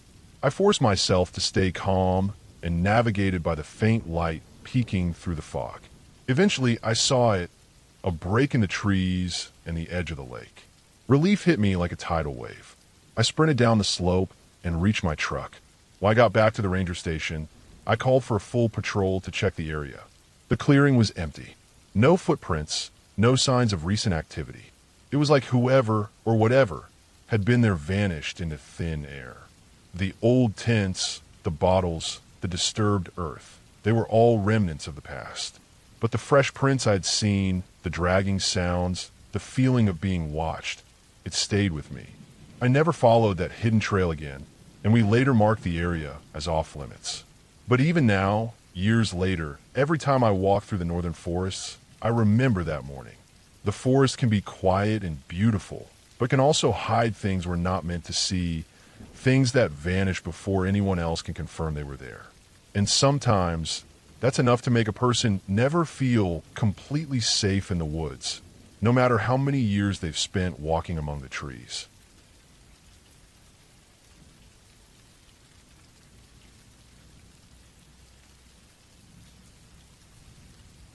I was on patrol deep in the forest that morning, my boots crunching over the frost-hardened leaves, the early sun barely breaking through the thick canopy. The forest was silent in a way that made every small sound sharper. The snap of a twig under my foot, the distant cry of a hawk, even my own breathing. The park was huge, nearly 50,000 acres of dense woods, steep hills, and meandering rivers, and most people only saw the outer edges. I'd walked these trails 1,000 times, but the forest had a way of feeling completely different when you were alone in it. My assignment that day was a routine check. A hiker had reported seeing signs of illegal camping along a lesser-used trail near the northern boundary, so I had geared up with my radio, first aid kit, and extra water. The trail started narrow and muddy, twisting between ancient oaks and thick underbrush. I kept my eyes on the ground, watching for footprints or anything that suggested someone had been there recently. It was quiet, the kind of quiet that presses against your ears and makes your own heartbeat sound loud. Hours passed, and I hadn't found much, Just a few discarded cans, old rope, and faint footprints that didn't lead anywhere. The trail began to rise, the ground turning from soft soil to jagged rocks. My boots slipped on loose stones and I had to slow down. That's when I first noticed the smell, sharp, metallic, like iron mixed with wet dirt. It was faint at first, barely noticeable, but as I continued, it grew stronger. I scanned the ground and realized that the soil was darker in places, damp in a way that suggested something had been spilled or drained into it. My stomach tightened. I had walked enough trails in my career to know that smell meant blood. I followed it cautiously, keeping my radio close. The trail narrowed further, flanked by thick brush. Then I saw it. Just a piece at first, a boot, partially hidden under leaves, torn and soaked in what was unmistakably dry blood. My chest clenched. I radioed dispatch, whispering into the mic, describing the location and what I had found. They told me to stay put, but my instincts told me that whoever or whatever left this wasn't far from the trail. I moved slowly, scanning the woods, every shadow seeming like it could conceal something watching. Minutes turned into an hour. I stumbled upon more signs, scratched tree trunks, a backpack ripped open and abandoned, scattered personal items. It was clear someone had been in trouble, and possibly very recently. My mind raced. The park had its dangers, steep cliffs, rivers with strong currents, and wildlife, but nothing accounted for the deliberate nature of these signs. This was human. Someone had hurt someone else. The further I went, the more I realized I was off the main trail. The underbrush became thick, the trees crowded, blocking sunlight.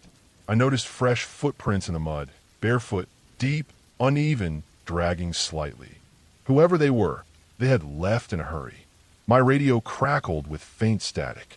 I checked my watch.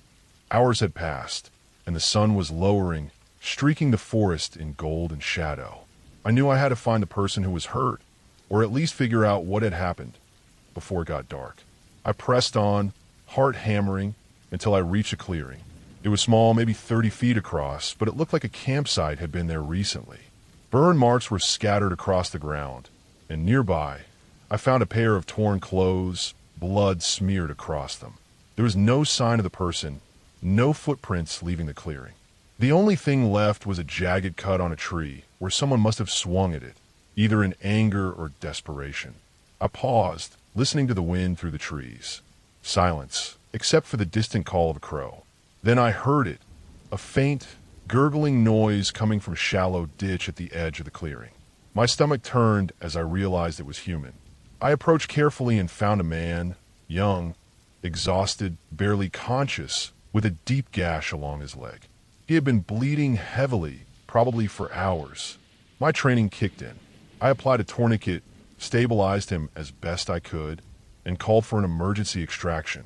His eyes fluttered open briefly, just enough to nod weakly before slipping back into semi-consciousness. The extraction took hours. A helicopter had to navigate the narrow forest opening while I stayed on the ground, keeping the man awake, talking to him, making sure he didn't pass out. When the medics finally arrived, they took over immediately. I watched them lift him into the chopper, relieved but shaken. The forest had swallowed the evidence of whoever had done this, but I had saved a life. By the time I walked back to my ranger station, night had fully fallen. The forest was quiet again, but the smell of damp earth lingered in my clothes. I filed my report in detail, noting every mark, every footprint, every small clue. That night, I sat by the station fire, thinking about how easy it was for someone to disappear in a place like this, how quickly ordinary trails could turn deadly. But I also felt a grim satisfaction. One life saved, one step closer to justice, even if the forest would keep its secrets. The next morning, investigators combed the area. They found more clues, enough to track the attacker, and eventually arrests were made. The forest stayed as silent and indifferent as ever. But for me, it was no longer just trees and trails. It was a place that demanded respect, caution, and vigilance. And I knew, as long as I was a ranger, I would be the one walking those trails, watching, listening, and ready for whatever came next. Word count, 895.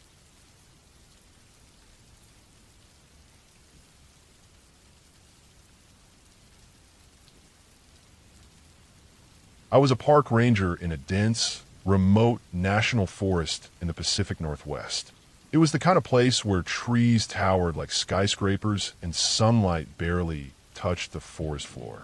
I had worked there for nearly 5 years, and I thought I knew the forest like the back of my hand. I had walked every trail, patrolled every ridge, and learned to read the subtle signs of the wildlife. But one early autumn week, I realized how little I actually knew. It started on a Monday.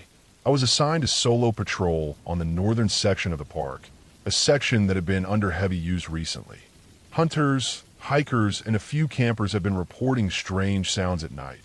Snapping branches, low groans, and footsteps in the distance. Normally, I would dismiss these as animals or overactive imaginations, but the reports kept piling up. My shift began at dawn. The air was crisp, the smell of wet leaves strong in the damp morning mist. I drove my Ranger truck along the gravel road until it ended at the old maintenance lot. From there, I started on foot with my backpack, flashlight, rifle, and radio. The northern trails were narrow, barely visible under layers of fallen leaves. I followed the main path that ran along a small creek. Birds were still quiet, as if they knew something was off. The creek water ran murky and slow. I paused several times to check my radio, but there was only static. That section of the forest had notoriously poor reception. About 2 hours into my patrol, I noticed something unusual, a series of footprints in the mud alongside the creek. They were large, irregular, not like any human boot I had seen.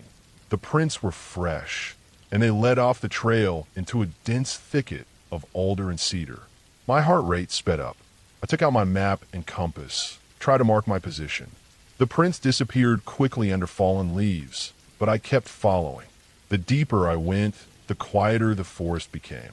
There were no birds, no squirrels, not even the sound of wind through the trees. I've walked in thick forest before, and I know that silence like this usually means something isn't right. I noticed more signs: broken branches at waist height, scraped bark along young trees, and piles of dirt that looked like they'd been dug recently. Something had been moving through here, and it was big. I tried calling in my position on a radio, but again, only static. My stomach tightened, but I pressed on. Eventually, I reached a small clearing. The ground was churned up as if something had been digging or dragging. That's when I saw it.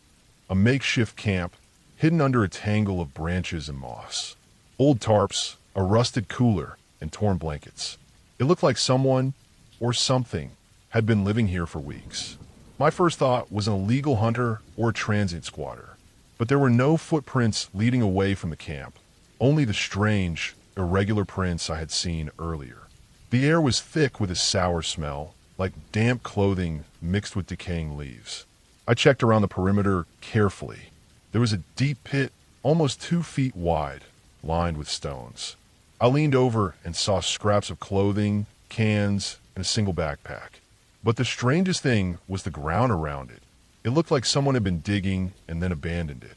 Something about it didn't make sense. I decided to mark the GPS coordinates and head back to report it. But as I turned to leave, I noticed movement at the edge of the clearing. Something crouched, hidden behind a tree, watching me. I froze. I could see the shape, but not clearly, too dark, too quick. My instincts told me to move slowly backward, and that's exactly what I did, keeping my rifle raised. It stayed motionless for a moment and then darted into the trees. I heard a low growl, or maybe a grunt, but it was enough to make my skin crawl. I kept walking, not running, keeping the clearing behind me in sight. By the time I made it back to the main trail, the sun was lowering and shadows had stretched across the forest. I radioed the ranger station immediately, giving my location and description of the site. They told me a team would come the next day. I tried to sleep in my truck that night, but every snap of a branch or rustle of leaves made me jump. I stayed awake until dawn, watching the forest like it was about to swallow me whole. The next morning, a team of rangers arrived with cameras, GPS trackers, and extra rifles. When we went back to the clearing, the camp was gone. Everything vanished, not a single trace left except the pit and the disturbed ground. The footprints leading to the camp had disappeared as well. We searched the surrounding area for hours, but there was nothing. No human tracks, no evidence of wildlife capable of digging and hiding like that. The only thing that remained were the memories of the sounds, the pit, and the sense that something had been watching me, waiting. Weeks later, more hikers reported seeing shadows moving too quickly, glimpses of something large, crouched and running. I never saw it again, but I patrol that northern section cautiously now. I learned a hard lesson that week. Sometimes the forest holds secrets that aren't obvious, and some things are just better left alone.